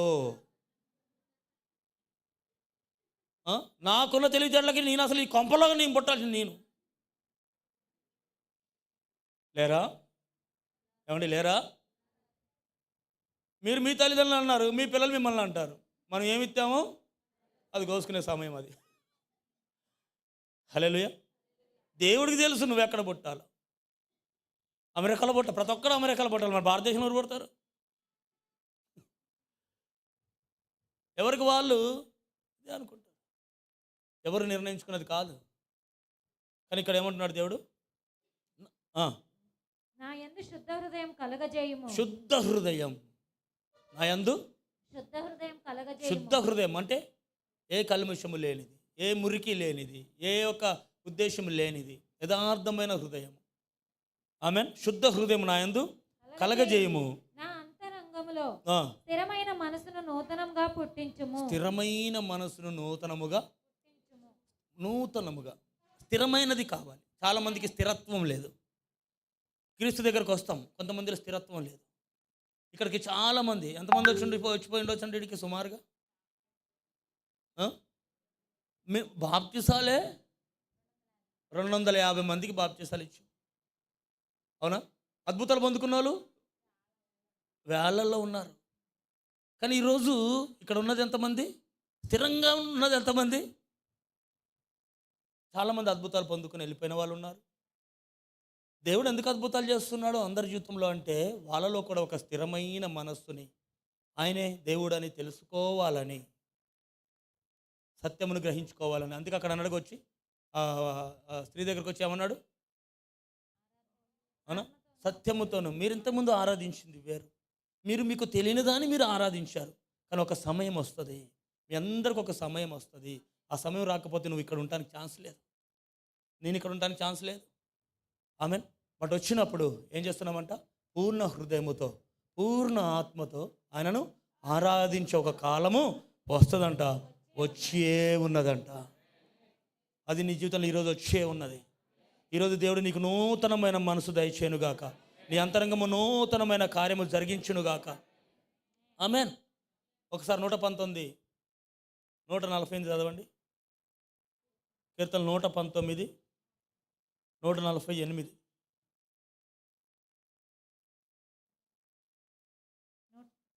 119, 140. నీవిచ్చిన వాక్యం ఏమంటున్నాడండి దావీదు? నీవిచ్చిన వాక్యం. ఇందాక యోహాను 17:14 మనకేమి ఇచ్చాడు? వాక్యం ఇచ్చాడు. ఇప్పుడు వాక్యం నువ్వేం చేయాలి? ఈ వాక్యం నువ్వు చదవకపోతే స్థిరమైన మనసు ఎలా వస్తుంది? దేవుడి యొక్క మనసు నువ్వెలా తెలుసుకుంటావు? దేవుడి మనసు నీకు అర్థం అవ్వకపోతే, మనం విన్నాం కదా యాదక్క సాక్ష్యం ఏమి విన్నాం మనం? యాదక్కకి అక్షరం ఒక్క రాదు, చదవటం రాదు. వింటున్నారా? వినండి ఇక్కడ, ఏమండి వింటున్నారా? యాదక్క అనే ఒక అక్కడ నల్గొండే కదా, పోచంపల్లి, ఒక నక్సలైట్. ఆమె భర్త నక్సలైటే, ఆమె నక్సలైటే. అడుక్కొని తినేవాళ్ళు, బెగ్గింగ్, అడుక్కొని రోజు అన్నం అడుక్కొని తినేవాళ్ళు, ఫ్యామిలీ అడుక్కునేవాళ్ళు అనమాట. ఒకరోజున క్రీస్తుని తెలుసుకుందామా, ఒక రోజున క్రీస్తుని తెలుసుకుంది. అయితే ఆమెకు అక్షరం ముక్క రాదు. పొట్ట కోసిన అక్షరం ముక్క లేదంటారు కదా, చదువుకోలేదు, అక్షరం ముక్క రాదు. కానీ ఇది చేతిలో ఉంది, కానీ చదవటం రాదు. కానీ చదవాలని ఆశ ఉంది. దీంట్లో ఏమి రాయబడి ఉందో తెలుసుకోవాలని ఒక దాహం ఉంది. దేవుడు అంటాడు కదా, దాహంతో ఉన్నవారులారా నా యొద్దకు రండి, మీ దాహము తీర్చుకోండి. దాహంతో ఉన్నవారు రండి అన్నాడు దేవుడు. కొండ దగ్గరికి ఎప్పుడు వెళ్తాం? నీ దాహం తీరుస్తుందా లేదా కొండ? కొండకు ఒక గుణం ఉంది. కొండ నువ్వు అడిగినా చెప్తుంది ఏమని? కొండ ఎండాకాలం చల్లగా ఉంటావు, చల్లకాలం చల్లగా ఉంటావు. నీ దగ్గరికి నేను ఎప్పుడు వచ్చినా కూడా నువ్వు చల్లటి నీళ్ళు ఇస్తున్నావే, వేడి నీళ్ళు ఎందుకు ఇవ్వట్లేదు అని అడిగితే ఏం చెప్పింది సమాధానం? అది నా గుణమే చల్లదనం, నా గుణమే, నా స్వభావమే అది. నువ్వు వేడి నీళ్ళు అడిగితే నా దగ్గర నుంచి రావు. ఈరోజు నీ గుణం ఏంటి? క్రీస్తు గుణం నీలో ఉందా? లోక గుణం ఉందా? లేకపోతే ఇందాక చెప్పిన గుంట ఉందా? ఉండకున్న గుణం, దాని గుణం నువ్వు మార్చలేవు. దాని గుణము చొప్పున అది ఏ కాలమైనా కూడా దాని గుణము చొప్పున ఇస్తూనే ఉంది. దాని గుణం మారలేదు. ఎండాకాలము చల్లగానే ఇస్తుంది, చలికాలము చల్లగానే ఇస్తుంది. దాని దగ్గరికి పోతే నీ దాహంను తీరుస్తుంది. ఏమేన్ వింటున్నారా? దానికి ఉన్న గుణం అది. ఇప్పుడు మనలో ఏ గుణం ఉంది? మనలో ఏ గుణం ఉంది? ఏమండి, మన గుణాలు ఊసరిలు మారుతుంటే మారవా? పరిస్థితిని బట్టి, కాలంను బట్టి, సిచ్యువేషన్ డిమాండ్ చేసిన దాన్ని బట్టి. అవునా కదా? చెప్పండి, మారదే మారవా? అందుకే ఊసరిలు కూడా ఏం చేసిందంట? ఆత్మహత్య చేసుకుందంట. ఎవరు? నేనే రంగులు మారుతుంటాను, నేనే. ఊసరిలు ఏం చేసిద్దండి? అదే మార్చుకుంటుందా, మార్చుకోదా? అవునా? అది రంగులు మార్చుకుంటూ ఉంటుంది. కానీ ఈ మనుషులను చూసినప్పుడు నాకన్నా ఎక్కువ రంగులు ఇల్లు మారుతున్నారు కానీ చెప్పేసి అది ఆత్మహత్య చేసుకుందంట. అది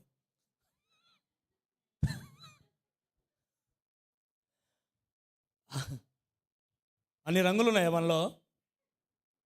ఏ గుణాలు ఉండాలి? క్రీస్తుని పోలిక, క్రీస్తు పోలిక. ఆమెన్.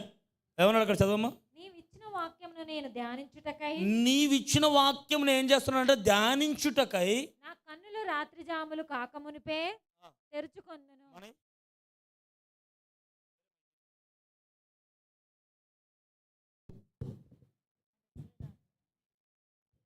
ఏమవుతుందంట?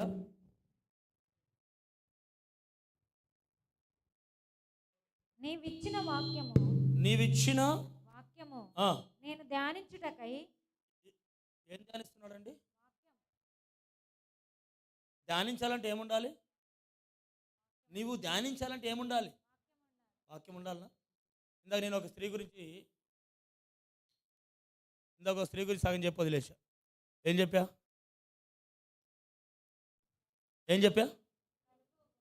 ఆ? ఒక స్త్రీ గురించి మధ్యలో చెప్పి ఆపేశా.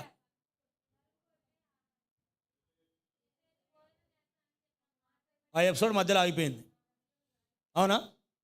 ఈ వాక్యం ఆమె ధ్యానిస్తూ ఉన్నప్పుడు ఒకటే మాట పట్టుకుందంట. ప్రకటన గ్రంథం 3వ అధ్యాయంలో 20లోనే 21లో చూస్తాం, 20 అనుకుంటా, 20లో చూస్తాం.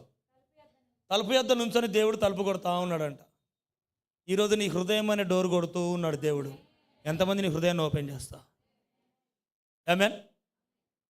అయితే ఆ మాటను ఆమె ఎలా తీసుకుందంటే, నిజంగా దేవుడు డోరు కొడతాడా, నిజంగా ఇది చేస్తాడా అని కొన్ని రోజులు అదే వాక్యం పట్టుకొని ఆమె ఎక్కడికి పోయినా ఏం చేస్తున్నా మైండ్లో మొత్తం, అంటే దాని అర్థం ఏంటి? ధ్యానిస్తూ ఉంది అని అర్థం. అని ఏం పని చేసుకున్నా లోపల ఒక వాక్యాన్ని నెమరవేస్తుంది అంటే అర్థం ఏంటి?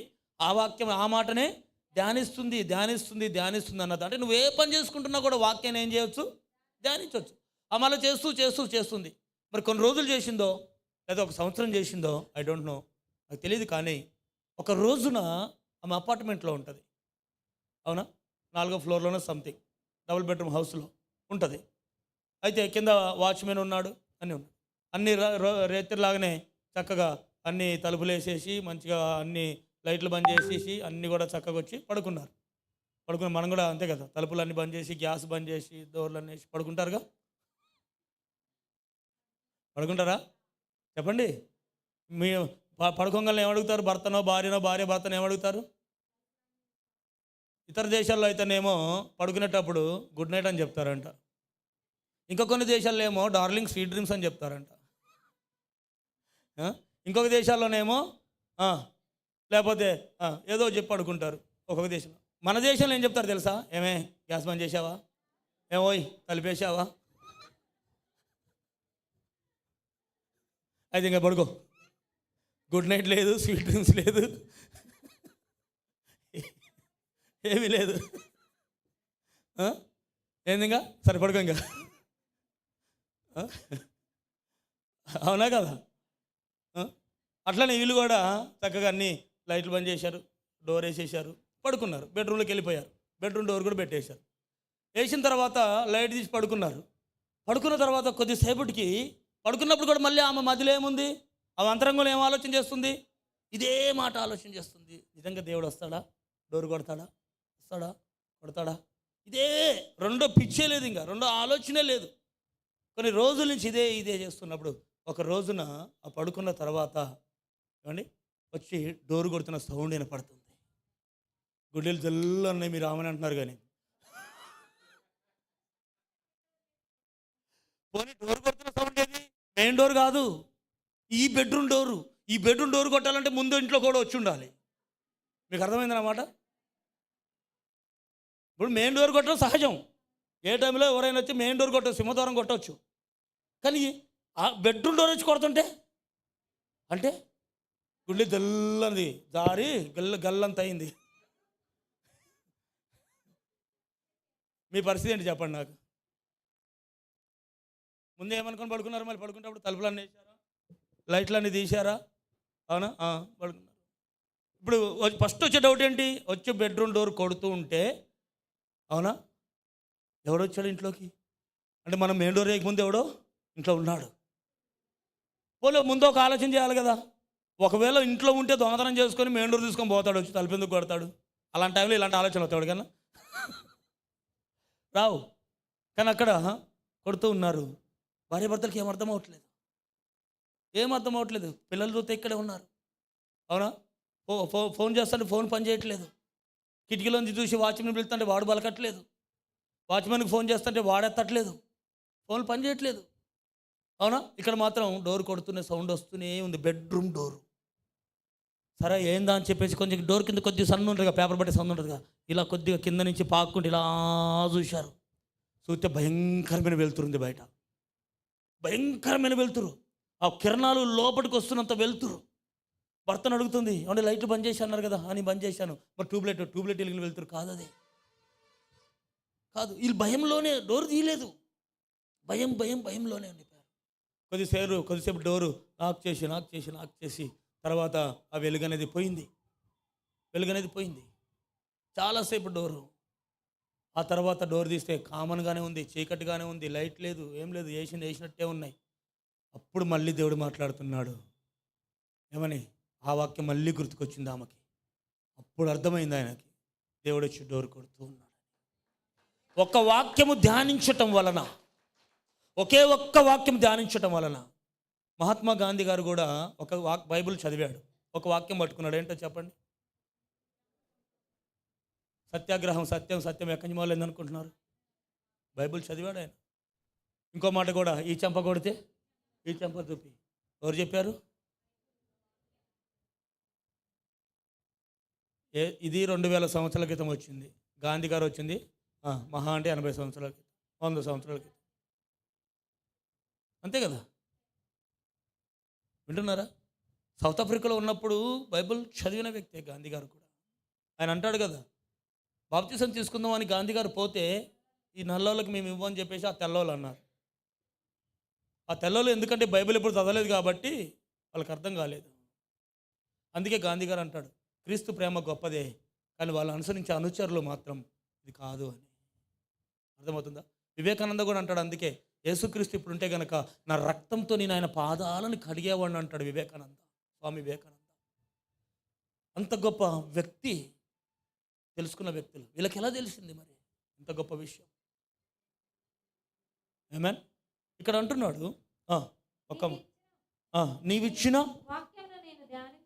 ధ్యానించుటకై నా కనులు రాత్రి జాములు కాక మునిపే తెరుచుకుంటున్నాయంట. ఎందుకు? దేవుడు వాక్యాన్ని ఇచ్చాడు. ఎవరికి ఇచ్చాడు? ఇక్కడ ఎవరికి ఇచ్చాడు? దావీదు అంటున్నాడు, దావీదుకి దేవుడు వాక్యమును ఇచ్చాడు. యెహోషువ 17:14 ఎవరికి ఇచ్చాడు? మీకు ఇచ్చాడు. మరి మనం ఎప్పుడైనా ధ్యానించామా? ఎప్పుడైనా చదివామా? అసలు ఈ దావీదేమో చాలా దాహముతోటి, ఆశతోటి, ఎప్పుడు నా కనులు తెరుచుకోవాలి, ఎప్పుడు నేను ధ్యానించాలి, రాత్రి జాములు కాక మునిపే, రాత్రి జాములు కాక మునిపే, రాత్రి కాకముందే జాము కాక మునిపే ఏం చేస్తున్నట? 4వ జామునే. మళ్ళీ రాత్రి కాక మునిపే, మళ్ళీ జాము కాక మునిపే. రాత్రి జాములు అంటే రాత్రి వేరు, జాము వేరు. తెలుసా మీకు? 4 జాములు ఉంటాయి మనకు తెలుసా? సాయంత్రం 6 గంటల నుంచి ఉదయం 6 గంటల వరకు 4 జాములు. జాంకాయలు కాదు. ప్రతి 3 గంటలకు ఒక జాము. మొదటి జాము 6 నుంచి 9, రెండవ జాము 9 నుంచి 12, మూడవది 12 నుంచి 3, నాలుగవది 3 నుంచి 6 సూర్యాస్తమయం. జాములు అంటే రేత్రాంతి ఏం చేస్తున్నాడు ఈయన? రాత్రి జాములు కాక మునుపే వాక్యం నువ్విచ్చినది, మరి నీకెవరు ఇచ్చారు? ఏమండి, మీకెవరు ఇచ్చారండి? మరి ఎందుకు మనం ధ్యానించలేకపోతున్నాం? ఎందుకు ప్రార్థించలేకపోతున్నాం? ఎందుకు వాక్యంతో మనం గడపలేకపోతున్నాం? ఎందుకు సమయం కొద్ది సమయం మనం కేటాయించలేకపోతున్నాం? నీ పని మానుకోమని లేదే, నీ ఉద్యోగం మానుకోమని లేదే, నీ వ్యాపారం మానుకోమని లేదే. కొద్ది సమయము కేటాయించలేకపోతున్నామా? సెల్ చూసే సమయం ఉంది, టీవీ చూసే సమయం ఉంది, సీరియల్ చూసే సమయం ఉంది. అవునా? ఇంకా ప్రతిదానికి సమయం ఉంది. కానీ ఇక్కడ దేవుడు ఏం చెప్పాడు తెలుసా? దేవుడు ఏం చెప్పాడు తెలుసా? ఇక్కడ కీర్తన 1:1 ఏమన్నాడు? దుష్టుల ఆలోచన చొప్పున నడవక, పాపుల మార్గంన నిలవక. ఇవన్నీ మురుగుంటలు, ఇవన్నీ మురుగుంటలు. ఏమంటున్నాడు అక్కడ? దుష్టుల ఆలోచన చొప్పున నడవమన్నాడా వద్దన్నాడా? వద్దు. పాపుల మార్గమున నిలబడొద్దు. అపహాస్యం చేసే వాళ్ళు ఉంటారు, వాళ్ళని వీళ్ళని. కొంతమంది తక్కువ చేసి మాట్లాడతారు, ఎక్కువ చేసి మాట్లాడతారు. వాడిని చూడరా, వీడిని చూడరా, వాడు బతుకు చూడరా, వీడి బతుకు చూడరా అని అపహాస్యం చేసే వాళ్ళు ఉంటారు. వాళ్ళతో ఉండమన్నాడు వద్దన్నాడా? వద్దు. వద్దన పని చేయాలా వద్దా? ఇప్పుడు మన ఇంట్లో చిన్నపిల్లలు ఉంటారు, నువ్వేదొద్దనో అదే చేస్తాడు వాడు. ఇంట్లో నువ్వు 10 డబ్బాలు పెట్టావు, అరే నువ్వు 10 డబ్బాలు 9 డబ్బాలు నువ్వేమన్నా చేసుకోగా, నా ఒక్క డబ్బా ముట్టుకోవద్దంటాడు. ఫోకస్ మొత్తం దేని మీద ఉంటుంది అంటే ఏముంది, ఎందుకు వద్దన్నాడు, ఏంది ఏది అవ్వని అవ్వకి అంతా ఇచ్చాడు, అన్ని ఎకరాలు ఇచ్చాడు అవ్వకి. అవునా? మీరు అన్ని పండ్లు తినండి, కానీ ఈ ఒక్క వృక్ష పండు మాత్రం తినొద్దు అన్నాడు. చెప్పాడా? మరి సాతాను కూడా వచ్చి ఏం చేశాడు? అన్నీ ఉన్నాయి, ఒక్క దాని మీద ఫోకస్ చేశాడా? దేవుడు ఏదైతే వద్దన్నాడో వీళ్ళతో అది చేపియాలని దీని మీదే ఫోకస్ చేశాడు. అవునా? ఇప్పుడు దేవుడు ఏం చెప్పాడు? ఇక్కడ వద్దు అన్నాడు. ఏమేమి వద్దన్నాడు? 3 విషయాలు చెప్పాడు. నడవద్దు, కూర్చోవద్దు, నిలవక. చూడు, ఒకటి నడిచేది, ఒకటి నుంచునేది, ఒకటి కూర్చునేది. పడుకునేది ఎందుకు చెప్పలేదు? పడుకున్నప్పుడు మనం ఆలోచనలో ఉండం కాబట్టి, శవంతో సమానం కాబట్టి. అంతేనే కదా? అవునా? పడుకున్నప్పుడు ఇవన్నీ చేయలేవుగా. మంచి నిద్ర ఉన్నప్పుడు ఇవన్నీ ఏం ఆలోచనలు చేయలేవు. నువ్వు నిద్ర సంగతి తెలియదు. అవునా? కాబట్టి ఏం చేస్తాం? అందుకని ఇంకోసారి అయితే పడుకున్న సంగతి కూడా మాట్లాడతాడు, అది వేరే విషయం. బట్ ఇక్కడైతే ఏం చెప్పాడు? ఓకే, 1 నుంచున్న స్థలం, 2 నడిచేది, 3 కూర్చునేది. ఈ 3 జాగ్రత్తగా చూసుకోవాలి నువ్వు. చేయొద్దన్న సంగతులు చేయొద్దు. అవ్వ కూడా చేయొద్దన్న సంగతి చేసింది. ఏమైంది మీకు తెలుసు.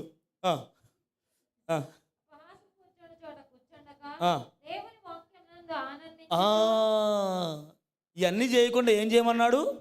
దేవుని వాక్యమందు ఆనందించుచు దివము రాత్రి. ఇప్పుడు ఇక్కడ ఈయనేమన్నాడు? దేవుడు యొక్క ఇచ్చిన వాక్యాన్ని ధ్యానించటానికి రాత్రి జాములు కాక మునిపే దాన్ని ధ్యానిస్తూ ఉన్నాడంట. ఆమేన్. అక్కడేమన్నాడు?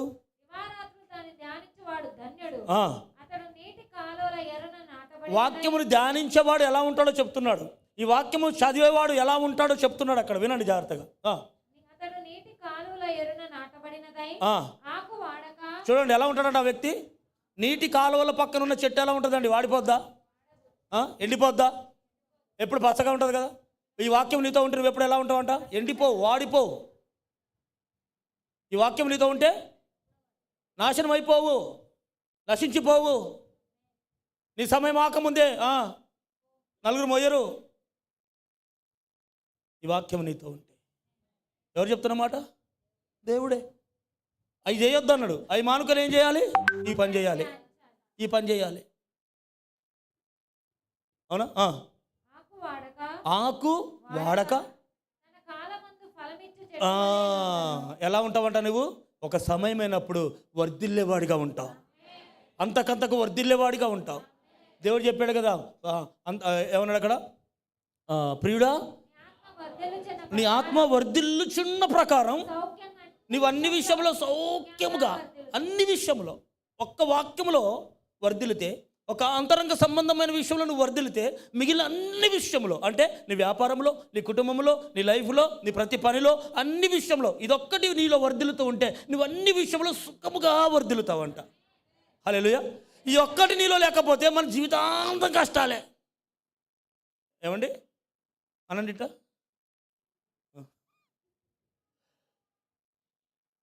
అవునా? నేను చెప్తున్నానా? వాక్యం చెప్తుందా? ఎవరిచ్చిపోయింది? ఎవరిచ్చిన దాంట్లో ఉంది ఇదంతా? ఇది మనుషుల చేత రాయబడ్డది కాదు. పాత నిబంధన ఏమో దేవదూతల ద్వారా నియమింపబడ్డది, కొత్త నిబంధన ఏమో ఆత్మ ద్వారా నియమింపబడ్డది. ఏమండి వింటున్నారా? ఏం చేయాలి దీన్ని ఈ రోజు నుంచి? చదవచ్చా? ధ్యానించవచ్చా? ప్రార్థించవచ్చా? సాతాను ఎలా ఎదురిస్తావు?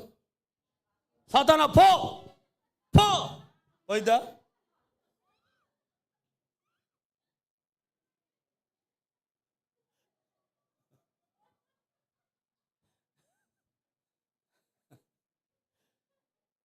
పోతాడా? నువ్వు ఇది పెట్టి తేగలనే ఆడిపోయి నువ్వు తల కింద పెట్టుకొని పడుకుంటే వాడు పోడు, సంకలు పెట్టుకొని తిరిగితే పోడు. ఇట్లా పెట్టి లేకపోతే నా దగ్గర సిల్వర్ లోలే కానీ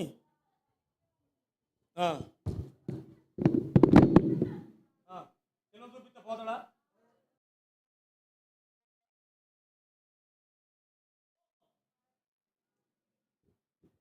మరి ఇవన్నీ ఎందుకు పట్టబోతే? ఇవన్నీ లాజిక్లకు బాగానే ఉంటాయి, సినిమాలో చూపిస్తానికి బాగానే ఉంటాయి, నిత్య జీవితంలో పనిచేయవు. అపవాదిని నువ్వు ఎదిరించాలి అంటే వాక్యము. యేసయ్య ఎలా ఎదిరించాడో లూకాసు వార్త 4 కానీ మత్తయి సువార్త 4 కానీ చదవండి, మీకు అర్థమవుతుంది యేసయ్య ఎలా ఎదిరించాడో వాక్యము ద్వారా. సింపుల్ అంట, ఎదిరిస్తే పోతాడు అంటాడు. మరి ఎదిరించే ఆయుధం ఏది నీ దగ్గర? ఆ ఆయుధం లేకనే ఇన్ని కష్టాలు, ఇన్ని బాధలు, ఇన్ని ఇబ్బందులు, ఇన్ని రోగాలు, ఇంత దరిద్రం. నీ హృదయంలో ఏముండాలి? వాక్యం ఉండాలి. ఆశీర్వాదం నీ హృదయంలోనే ఉంది, సమృద్ధి నీ హృదయంలోనే ఉంది. ఏమండి? చదవమ్మా. ఆకు వాడక ఆ, తన కాలమందు ఫలమిచ్చు చెట్టు వలె నుండును. ఆ, అతడు చేయనదంతా సఫలమగును. ఆ. అందుకే ఇప్పుడు ఈ వాక్యం అనేది మనం ట్రై చేయకపోతే లోపల మొత్తం డ్రై అయిపోతూ ఉంటుంది. ఒక్కరికి చెప్పు, ట్రై చేయి, అట్లీస్ట్ ట్రై చేయి. డైలీ రోజు చదువు, నీ జీవితం ఎలా ఉంటుందో చూడు. ఆకు వాడక తన కాలమందు ఫలమిచ్చే వృక్షము వలె ఉంటుందంట. ఏమేన్? వింటున్నారా? ఎందుకు? కారణం ఏంటి? దేని పక్కన ఉంది అది? ఆ నీటి కాలువల పక్కన దానికి నువ్వు పోయి నీళ్ళు పోయిన అవసరం లే, నువ్వు పోయి పాదులు తీయని అవసరం లే, దాని కొరకు నువ్వేమీ వ్యవసాయం చేయని అవసరం లే. కారణం ఏంటి? ఆ పక్కన ఉన్న ఏది చెరువులోనో లేకపోతే ఆ కాలువలోనో ఉన్న నీటిని అదేం చేస్తుంది? ఏర్ల ద్వారా తన్ని తీసుకుంటుంది. ఇప్పుడు ఈ వాక్యం నీకు అలాంటిదే. ఈ వాక్యంలో ఉన్న జీవమును ఏం చేయాలి? రిసీవ్ చేయాలి. ఆ రక్తస్రావం గల స్త్రీ 12 సంవత్సరాలు, అవునా, యేసయ్య దగ్గరికి పోయి ఏం ముట్టుకుంది? వస్త్రము ముట్టుకుంది. వస్త్రములో నుంచి ఏమొచ్చింది? ప్రభావం. లాగేసుకుందా లేదా? మరి ఇప్పుడు ఆ జీవం దేంట్లో ఉంది? ఈ వాక్యంలో ఉన్నది ఏదైనా నువ్వు లాగేసుకోవచ్చు. ఇప్పుడు మొత్తం డ్రై ఫ్రూట్ లాగా అయిపోయినాయి, అన్నీ డ్రై అయిపోయినాయి, ఎండిపోయినాయి. ఎందుకు? పక్కన కాలువ లేదు, చేతిలో ఉంది. మీకు అర్థమైందా? ఏమండి? ఎంతమందికి అర్థమవుతుంది? వాక్యాన్ని నిర్లక్ష్యం చేయొచ్చా? చదవటం నిర్లక్ష్యం చేయొచ్చా? ధ్యానించడం నిర్లక్ష్యం చేయొచ్చా? వీళ్ళేమో ఎప్పుడు తెల్లారిద్దా, ఎప్పుడు రాత్రి అయిద్దా ధ్యానిద్దామని చూస్తున్నాం. మనం ఎప్పుడు రాత్రి అయిద్దా, ఎప్పుడు పడుకుందామని మనం చూస్తూ ఉంటాం.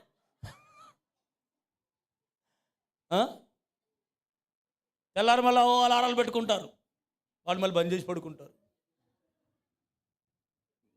ఏం ప్రయోజనం? రోషం ఉండాలి కదా. క్రైస్తవుడికి ఏముండాలి? రోషం ఉండాలి. రోషం ఉండాలి. 4 ఒక జూమ్ ఉంది. ప్రతిరోజు 4:20 ఒక జూము మీటింగ్ డైలీ. ఎన్ని నెలలు అయింది? 4 నెలలు అయిపోయింది. 5 నెలలు నడుస్తూనే ఉంది. 4:20కు ఉంది, 6 గంటలకు ఉంది, సాయంత్రం 7 గంటలకు ఉంది. ఎంతమందిని మనం వీటిని ఉపయోగించుకుంటున్నాం? ఎంతమంది దాంట్లో అటెండ్ అవుతున్నాం? పడుకున్నామంటే కోడి గుయ్యాలంతే. కోడి కూసిన లెగుతామా?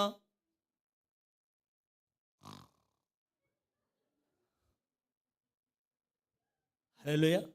వీళ్ళు ఏం చేస్తున్నారు? భక్తులు, వీళ్ళు భక్తులని ఊరకంలా, భక్తులని ఊరకంలా. మన హైదరాబాద్కి మెస్సీ వచ్చాడు. ఎవరు? ఫుట్బాల్ ప్లేయర్ వచ్చాడా? దగ్గర 150 కోట్లు ఖర్చు పెట్టారు. సొంత జెట్ ఫ్లైట్లో వచ్చాడు. 125 కోట్ల జెట్. మెస్సీ చెప్పే సాక్ష్యం ఒకటి ఏంటంటే, నేను రేత్రి ఫుట్బాల్ ప్లేయర్ అయిపోలా, రేత్రి నాకు ఇంత గొప్ప మహిమేమి నాకు రాలా. ఏమండి? ఆయన 16 సంవత్సరాలు భయంకరమైన కఠినమైన సాధన చేసేవాడంట. అందరు పడుకున్నాక కూడా లేచి కొన్ని సంవత్సరాలే కష్టపడ్డాడు, కొన్ని రేత్రులు ప్రయాసపడ్డాడు. సింగిల్గా ఏం చేశాడు? అలాంటిది మెస్సీ ఒకడు, రొనాల్డో ఒకడు. ఇలాంటి వ్యక్తులు భయంకరమైన ప్రయాసం, కష్టం. రేత్రే అయిపోలేదు. అలాగే ఈ భక్తులందరూ కూడా ఒక్క రోజులోనే ఏదో అయిపోలేదు, కానీ వాళ్ళ జీవితాన్ని దీనికి అనుగుణంగా మార్చుకొని ప్రతిరోజు కూడా దీంతో ట్రావెల్ చేయడం మొదలుపెట్టారు. ఆమేన్. ఒక సమయమైనప్పుడు, అందుకే అక్కడ అన్నాడు, దాని కాలమున ఉండటానికి చెరువు పక్కనే కాలువ పక్కనే ఉంది. కానీ ఒక సమయం వచ్చినప్పుడు నువ్వు కూడా దేవుడితోనే ఉన్నావు, ప్రార్థిస్తున్నావు, ధ్యానిస్తున్నావు, చదువుతున్నావు, అవునా, ప్రతిరోజు రేత్రి అన్నీ చేస్తూనే ఉన్నావు. కానీ ఒక సమయం వచ్చినప్పుడు నువ్వు వర్ధిల్లేటట్టు చేస్తాడు దేవుడు. అన్నిటికన్నా గొప్పగా ఒక స్థానంలో దేవుడు నిలబెట్టేస్తాడు, ఉన్నతమైన స్థానం నిలబెడతాడు. ఒక సమయం వచ్చినప్పుడు ఈ రేతి నేను చదివా కదా, తెల్లారికేదో జరిగిపోవాలి కదా, జరగలేదు ఏందని చదవకు, ధ్యానించకు. నీ జీవితంలో ఒక భాగం అయిపోవాలి. రోజు తినటం ఎలా భాగం అయిపోయిందో, లేకపోతే బ్రష్ చేయడం ఎలా భాగం అయిపోయిందో చదువుతుండు. రోగాలు పోతాయి, దరిద్రం పోతుంది, పరిస్థితులు మార్చబడతాయి, నీ వెలుగుమయంగా మారిపోతావు. ఒక మాట చెప్పి నేను ముగిస్తాను. ఏమన్నాడు అక్కడ? కొలస్సీ 1:25.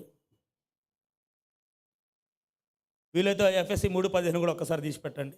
కొలస్సీ 1:25.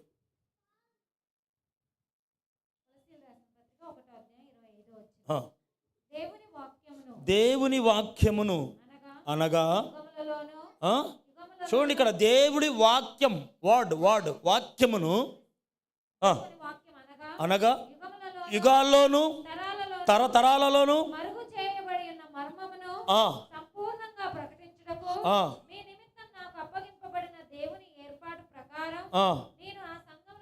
ఈ వాక్యం ఏం చేస్తుందంట? యుగాల్లోను తరాల్లోను మరుగు చేయబడ్డదని బయటికి తీసుకొస్తుందంట. ఈ వాక్యం ఏం చేస్తుందంట? యుగాల్లోను తరాల్లోను. అంటే ఇప్పుడు 2000 సంవత్సరాల క్రితం వెళ్ళి ప్రొఫెసీ చేయొచ్చా? ఎస్. మీకు అర్థమవుతున్నాయి నా మాటలు? వదిలి ఆడుకొని వింటున్నారా? 2000 సంవత్సరాల క్రితం వెనక్కి వెళ్ళిపోవచ్చా? ఇప్పుడు ఆదిత్య 369 సినిమాకి వెళ్ళాలా? టైమింగ్ మిషన్ కావాలా? లేదు కదా. ఇప్పుడు ప్రవక్తలు వచ్చినప్పుడు ఎలా ప్రవచిస్తున్నారు? 100 సంవత్సరాలు వెనక్కి వెళ్తున్నారు, 100 సంవత్సరాలు ముందుకు కూడా వెళ్తున్నారు. ప్రాఫిట్స్ వచ్చినప్పుడు ఏం జరుగుతుంది? ఇదే కదా. అందుకే అన్నాడు అక్కడ దేవుడు లూకా సువార్త 24:25లో ఏమని? ప్రవక్తల మాటని నమ్మని మందమతుల్లారా, అవివేకం కలిగిన వారులారా. ఏమన్నాడు? అన్నాడా లేదా? ఎందుకని? నమ్మలేదు కాబట్టి. ఈ వాక్యం నువ్వు నమ్మకపోతే దేవుడు అలాగే అంటాడు. నమ్మొచ్చు. ఇక్కడ ఏమన్నాడు? దేవుని వాక్యం అనగా యుగాల్లోను తరములోను మరుగు చేయబడిన మర్మమును కూడా ఏం చేస్తుందట? సంపూర్ణంగా ప్రకటిస్తుందట. హల్లెలూయా. మరుగు చేయబడ్డంటే దాచిపెట్టబడినాయి. ఈ వాక్యం మాత్రమే బోధించగలదు. ఈ వాక్యం మాత్రమే మరుగైన వాటిని. నేను సాటర్డే ఫాస్టింగ్ ప్రేయర్ ఇక్కడ పెట్టినప్పుడు ఎలాంటి విషయాలు బోధించేవాడిని? సండే బోధించడానికి ఛాన్స్ లేదు. సండే ఆదివారం రోజు వచ్చి బోధించడానికి అవకాశం లేదు. వాటిని అవి చాలా చాలా వేరే మర్మములు వింటున్నారా? మరుగై ఉన్నాయి. ఇక్కడ ఏమన్నాడు? ఈ వాక్యం దేవుని వాక్యం అంటే ఏం చేస్తుందంట? యుగాల్లోను తరములోను నువ్వు వాక్యం చదవకపోతే నీకు ఏం బయటకు వస్తాయి? మర్మము అంటేనే దాచిపెట్టబడి ఉన్నది. ఆమేన్. నా ప్రార్థన ఏమని చేస్తా తెలుసా? నేను దేవా ఎవరికీ బోధించనవి, మర్మమైనవి, గుడారమైనవి, లోతైన విషయాలు నాకు బోధించని ప్రార్థన చేస్తాను. నాకు బోధించు. ఒక ప్రవక్త ఏం చెప్పేటప్పుడు ఎవరికి బోధించనివి దేవుడు నీకు బోధించబోతున్నాడు. కారణం దాహం. ఇక్కడేమన్నాడు? అది వదిలేసే, ఇక్కడికి వచ్చి ఎఫ్ఎస్సి 3:15కి రాప్పుడు ఇక్కడ మీకు ఇంకా అర్థమవుతుంది. ఒకటి, నువ్వు వాక్యము చదవకపోతే నువ్వేమీ తెలుసుకోలేవు. ఇందాక నేను చెప్పాను, ఎవరు? యాదక్క ఉంది. అది కూడా సంఘంలో ఆపే కదా. యాదక్క ఎక్కడ? నక్సలైట్, బెగ్గింగ్. కానీ దేవుని తెలుసుకుంది. ఎవరు సువార్త చెప్పారు, క్రీస్తుని అంగీకరించిన కాంచి బైబిల్ ఇచ్చారు. ఇది చదవాలని ఆశ ఆమెకుంది. ఈ మాటలు వింటుంది కానీ చదవడం రావట్లేదు ఆమెకి. అవునా? ఈ చదవాలని ఆశ ఆమెలో వచ్చింది. అందుకని ఏం చేసింది ఆమె? నాకు చదువు దేవా, నాకు చదువు ఏం ప్రార్థన చేసుకుంటూ కూర్చోలే. ఇప్పుడు నీకు చదవచ్చు కదా, ఈ బైబిల్ పట్టుకొని పోయేది. అయ్యా నీకు చదవటం వచ్చు కదయ్యా, ఈ ఒక్క పేజ్ చదివి పెట్టయ్యా. నీకు కావాలంటే నేను అంట్లు తోమి పెడతా, నీ ఇల్లు ఊడ్చి పెడతా, అవునా, నీ ఇంటి ముందు ఊడుస్తా, నీ బట్టలు ఉతుకుతా, ఈ ఒక్క పేజీ చదివి పెట్టు అని ఏం చేసేది తెలుసా? ఒక్క పేజీ పనంతా చేసి వచ్చి ఆయన దగ్గర కూర్చొని ఈ వాక్యము చదువుతూ ఉంటే వినేది. మళ్ళీ ఒకరోజు ఇంకో దగ్గరకు పోయి, అయ్యా నీకు ఈ పని ఉచితంగా చేసి పెడతానయ్యా, అవునా, అంట్లు తోమి పెడతా, నాకు ఈ పేపర్ చదివి పెడతావా, ఈ ఒక్కటి అంటే చదువు పదమ్మా. పని అయిన తర్వాత వచ్చి కూర్చొని పాదాల దగ్గర కూర్చొని ఆయన చదువుతూ ఉంటే దానంగా వినేది. అలా కొన్ని రోజులు చేసింది. దేవుడు ఆమె ఆశను చూశాడు. ఆశను చూసి ఒకరోజు ఆమె ప్రార్థన చేస్తూ ఉంది. ప్రార్థన చేస్తున్నప్పుడు ఏం జరిగిందండి? ఒక ద్వీపములాగా ఒక చిన్న లైట్ వచ్చి అక్కడ నాలుక మీదకి వచ్చి ఆనింది. అప్పటి నుంచి ఆమె బైబిల్ చదవటం మొదలు పెట్టేసింది. ఇక్కడే ఆమె ఉండేది, బెగ్గింగ్ చేసుకున్నాము. ఈరోజు ఆమె మలేషియా, జపాన్, జర్మనీ అనేక దేశాలు తిరిగి సువార్త ప్రకటిస్తుంది. ఒక టైంలో అడుక్కున్నామా, చదువు రాదు, ఇప్పటికి కూడా బస్సుబోర్డు చదవడం రాదు, బైబిల్ మాత్రం చదువుతుంది. ఇప్పటికి బస్సుబోర్డు చదవడం రాదు, బైబిల్ చదువుతుంది. బైబిల్ చదివేటప్పుడు నువ్వు పొరపాట్లు తప్పు చదివితే అప్పుడే తిడుతుంది నిన్ను. అక్కడ అట్టుండదో, సరిగ్గా చదువు అంటుంది. అప్పుడు నువ్వు కళ్ళు తెరుచుకొని మళ్ళీ చదవాలి. అంత జ్ఞానం ఇచ్చాడు దేవుడు. ఏమండి, అంత జ్ఞానం ఇచ్చాడు. అనేక దేశాలు తిరుగుతుంది ఇప్పుడు ఆమె. ఒక నక్సలైట్, ఒక బెగ్గింగ్ చేసిన యాదక్కను కొట్టుకు యూట్యూబ్లో వస్తుంది. యాదక్క విన్నారా? దేవుని తెలుసుకున్న తర్వాత ఆమె అక్కడ పోయి చదివించుకొని ఇక్కడ పోయి చదువుకొని ఎందుకు? వాక్యము. ఇప్పుడు ఆ వాక్యం ఏమేమి చేసింది? యుగాల్లో మరో అన్నీ కూడా దాచిపెట్టబడి ఏమవుతున్నాయి? ఓపెన్ అయిపోతున్నాయి. ఆమెకి పాస్పోర్టే రాదు అసలు ఆమెకి. అట్లాంటిది దేశ దేశాలు తిరుగుతుంది. ఇప్పుడు సువార్త ప్రకటిస్తుంది దేశ దేశాలకి. అమ్మ మా దేశానికి వస్తావా? మీ దేశం తిరుగుతూనే ఉంది. ఇప్పటికి ఆమె అనేక మంది అనాథ పిల్లల్ని పోషిస్తుంది. అనాథాశ్రమం కట్టేసింది పెద్దది. ఏమండి, అనేక మంది అనాథ పిల్లల్ని పోషిస్తూ ఉంది ఈ పరిచర్యలో. అర్థమవుతుందా మీకు? కారణం చదువు రాకపోయినా కూడా, మనకి చదువు వచ్చినా చదవట్లేదంటే ఎంత దౌర్భాగ్యం మనకి ఈరోజు.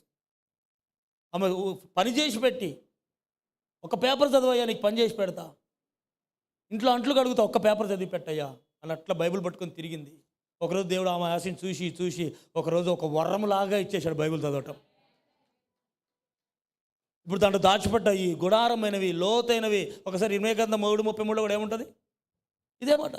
దేవుడు నువ్వు బైబిల్ చదివినప్పుడు అంట నీకు గుడారమైన సంగతులు, లోతైన సంగతులు, దాచిపెట్టబడినవి దేవుడు నీకు బోధిస్తాడంట. హల్లెలూయా, బోధిస్తాడంట. ఈరోజు నువ్వు నీ చేతిలో ఉన్న వాక్యం నిర్లక్ష్యము చెయ్యకు. దేవుడి మాటలు నిర్లక్ష్యము చెయ్యకు. దేవుడి మాటలో దాంట్లో ఆశీర్వాదం ఉంది, ఆరోగ్యం ఉంది, సమృద్ధి ఉంది. ఆమేన్. ఏమన్నాడు? 33:3 నాకు చాలా ఇష్టమైన వాక్యం ఇది. ఈ ఒక్క వాక్యాన్ని బట్టి 10 సంవత్సరాలు ప్రార్థన చేశాను నేను. నాకు మొర్రపెట్టుము, నీవు గ్రహింపలేని గొప్ప సంగతులు, గూఢమైన దాచిపెట్టిన సంగతులు నీకు తెలియపరుస్తాను. దేవుడు చెప్తున్న మాట. ఇక్కడ ఏమన్నాడు? ఒకసారి కంప్లీట్ చేయమ్మా. 3:15. ఇంకా ఇవాళ కొద్దిగా లేట్ అయింది, క్షమించండి. మీరు అంతరంగ పురుషుని యందు మీకు శక్తి ఎలా వస్తుంది? నీకు శక్తి, నన్ను బలపరచువా అని అందే నేను సమస్తము అని రోజు చేస్తున్నాగా. నన్ను, నీకు బలం ఎలా వస్తుంది? వాగ్దానం ఉంది, సరే. వాగ్దానం ఏముంది? నన్ను బలపరచువా అని అందు నేను సమస్తము చెయ్యగలను. నేను సమస్తము చేయగలనంట. మరి నిన్ను బలపరిచేది ఎవరు? నిన్ను బలపరిచేది ఎవరు? వాక్యం. నీకు బలం ఎలా వస్తుంది? అదే ఎలా? చదువు ఇప్పుడు. నీవు అంతరంగ పురుషుడి యందు శక్తి కలిగి. బలం ఎలా వస్తుంది? నువ్వు రోజుకి 4 సార్లు నన్ను బలపరచు అని నేను సమస్తము చేయగలను అని యూట్యూబ్ దేంట్లో కాదు, ఫ్లో మిస్ అయిపోయింది. గ్రూపులో కాపీ పేస్ట్లు కొడితే వచ్చేస్తుందా? పొద్దున ఒకటి వచ్చిందా? కాపీ పేస్ట్ చేస్తే వస్తుందా అండి? అట్లయితే నేను రోజుకు 100 సార్లు నేను ఎప్పుడు చేయలేదే పెద్దగా. కాకపోతే మీతో పాటు నేను కూడా పొద్దున్నే వచ్చినప్పుడు నన్ను బలపరచు అనేది నేను కూడా సమస్తము చేయగలను. మరి అట్ట వచ్చిందా? చెప్పు. బలం వచ్చిందా? సంవత్సరం నుంచి చెప్పు. ఏమొచ్చింది? మొలకలన్నీ వచ్చినాయా? నీ అంతరంగ పురుషుని యందు శక్తి కలిగి. నీ అంతరంగ పురుషుడు ఎవరు? నీ బాహ్య పురుషుడు ఎవరు? నీ అంతరంగ పురుషుడు ఎవరు? నీ అంతరంగ పురుషుడి యందు నువ్వు ఫోకస్ చేయకపోతే నీ శక్తి ఎలా వస్తుంది? నీ అంతరంగ పురుషుడికి కావాల్సిన ఆహారం అనే వాక్యం ఇవ్వకపోతే శక్తి ఎలా వస్తుంది? ఇక్కడ పౌలు ఏమంటున్నాడు? మా బాహ్య పురుషుడు కృషించుచున్నా సరే అంతరంగ పురుషుడు దినదినము ఎలా వర్ధిల్లుతున్నాడు? శక్తి ఎలా వస్తుంది?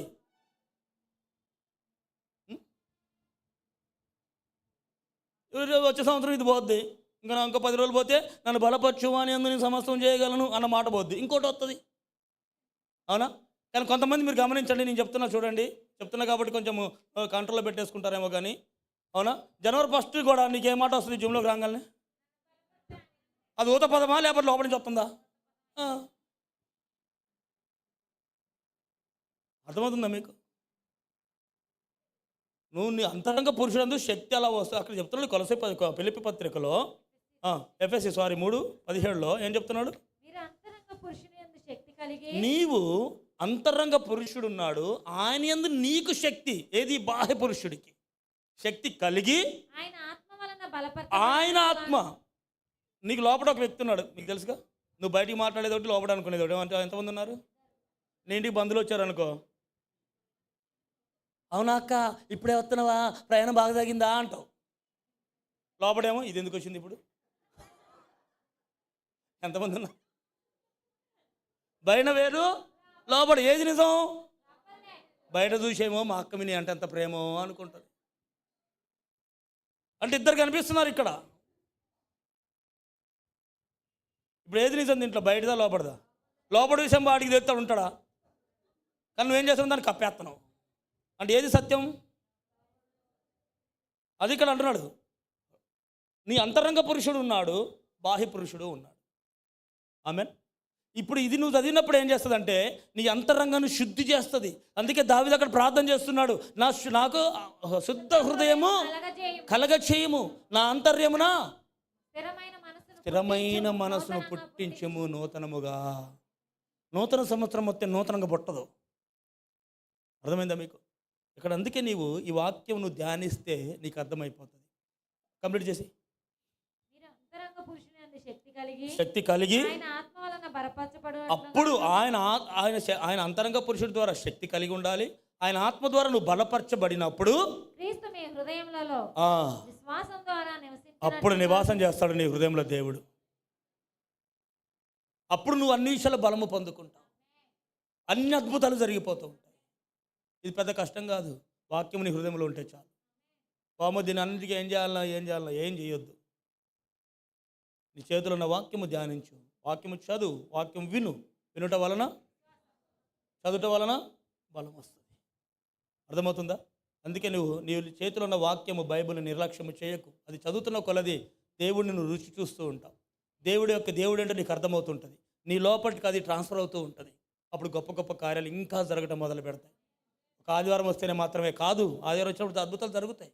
ఆదివారం రావాలి, దేవుడి యొక్క జ్ఞానం బోధింపబడుతుంది. ఇక్కడికి రాకపోతే నీకు ఈ విషయాలు ఎలా తెలుస్తాయి? నువ్వు రాకపోతే నేను ఇంట్లో కూర్చున్నా ఇవన్నీ పనిచేయవు. రావాలి, ఆవాసంలో ఉండాలి, అన్నీ పొందుకోవాలి. లేచి నుంచుందాం. ఈరోజు కొద్దిగా లేట్ అయింది, చాలా లేట్ అయింది, కొద్దిగా కాదు యాక్చువల్గా. ఎందుకంటే వాక్యం స్టార్ట్ అయ్యేసరికే లేట్ అయిపోయింది. వాస్తవానికి అయితే 1 గంట కల్లా అయిపోవాలి, 1:47 అయింది ఇలా. Okay, thank you Jesus. తండ్రి ప్రార్థించుకుందాం. తండ్రి నీకే కృతజ్ఞతలయ్యా, ఈరోజు మాతో మాట్లాడి ఉన్నావు. నీ యొక్క వాక్యమును, జీవంగలైన వాక్యం మాకు దయచేసి ఈరోజు ఇచ్చినైనా ఈ వాక్యమునైనా అందరూ సేవించులాగన, నా తండ్రి నాయన ధ్యానించులాగన, ప్రతి ఒక్కరు కూడా నైనా వాక్యము ద్వారా నైనా స్థిరముగా బలము పొందుకునేలాగన గొప్ప కార్యాలు వాళ్ళ జీవితాలు జరిగించమని, గొప్ప గొప్ప అద్భుతాలు వాళ్ళ జీవితాలు జరిగించమని, ఎల్లప్పుడూ కూడా ఆయన వాడిపోక, అవునా తనైనా నీ యందు నా తండ్రి ఎల్లప్పుడూ కూడా నా తండ్రి వాడిపోయేవారుగా కాక, తగిన సమయం ముందు బహుగా వర్ధిల్లే విధముగా, తగిన సమయం ముందు వారి జీవితంలో గొప్ప గొప్ప కార్యాలు జరిగే విధముగా ఈ వాక్యం వాళ్ళ జీవితంలో పని చేయనుగాక. ఈరోజు నైనా వాక్యం నిర్లక్ష్యము చేయక, అవునా తన వాక్యం విషయంలోనైనా మరి అవునైనా అనాలోచనలో కలిగి ఉండకుండా నా తండ్రి గొప్ప కార్యాలు జీవితాలు జరిగించండి, గొప్ప అద్భుతాలు జరిగించండి. వాక్యం చదివినప్పుడైనా పాలించగారులోనైనా స్వస్థత దొరికినట్టుగా, అవునా తనైనా ఈరోజు కూడా నా తండ్రి ఎవరైతే నేను ధ్యానిస్తున్నారో వాళ్ళ జీవితాలు ఈరోజు గొప్ప సాక్ష్యాలు, గొప్ప అద్భుతాలు జరిగించి నీ నా మహింపరచుకోమని యేసునామమున ప్రార్థిస్తున్నాం తండ్రి, ఆమేన్. అందరం దగ్గరగా చప్పట్లు కొడదాం యేసయ్యకి. ఆశీర్వాద ప్రార్థనతో ముగించుకుందాం. ఆశీర్వాద ప్రార్థన. మన తండ్రి అయిన దేవుడి ప్రేమ, కుమారుడైన యేసు కృప, పరిశుద్ధాత్మ తండ్రి సహవాసం ఈరోజు కూడి వచ్చిన మీ అందరికీ అన్ని విషయంలో తోడు ఉండి స్థిరపరిచి బలపరిచి ఆయన వాక్యంలోను ఆయనలోను అంతరంగంలోను స్థిరముగా దేవుడు మీ కొరకు నూతనమైన హృదయం పుట్టించి మిమ్మల్ని నడిపించును గాక. Amen, amen. God bless you. దేవుడు అందరిది.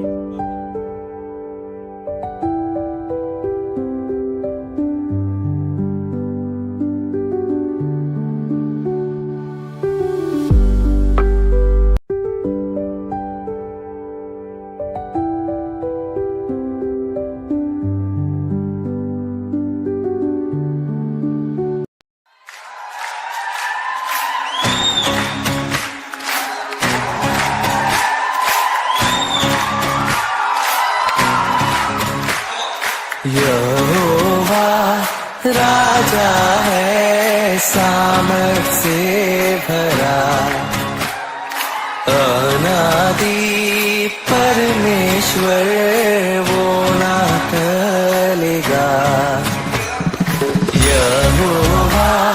राजा है सामर्थ से भरा अनादि परमेश्वर वो ना टलेगा हे युगों से युगों तक एक ही है राजा महिमा के सिंहासन पर बैठा बादशाह वो है महान सर्वशक्तिमान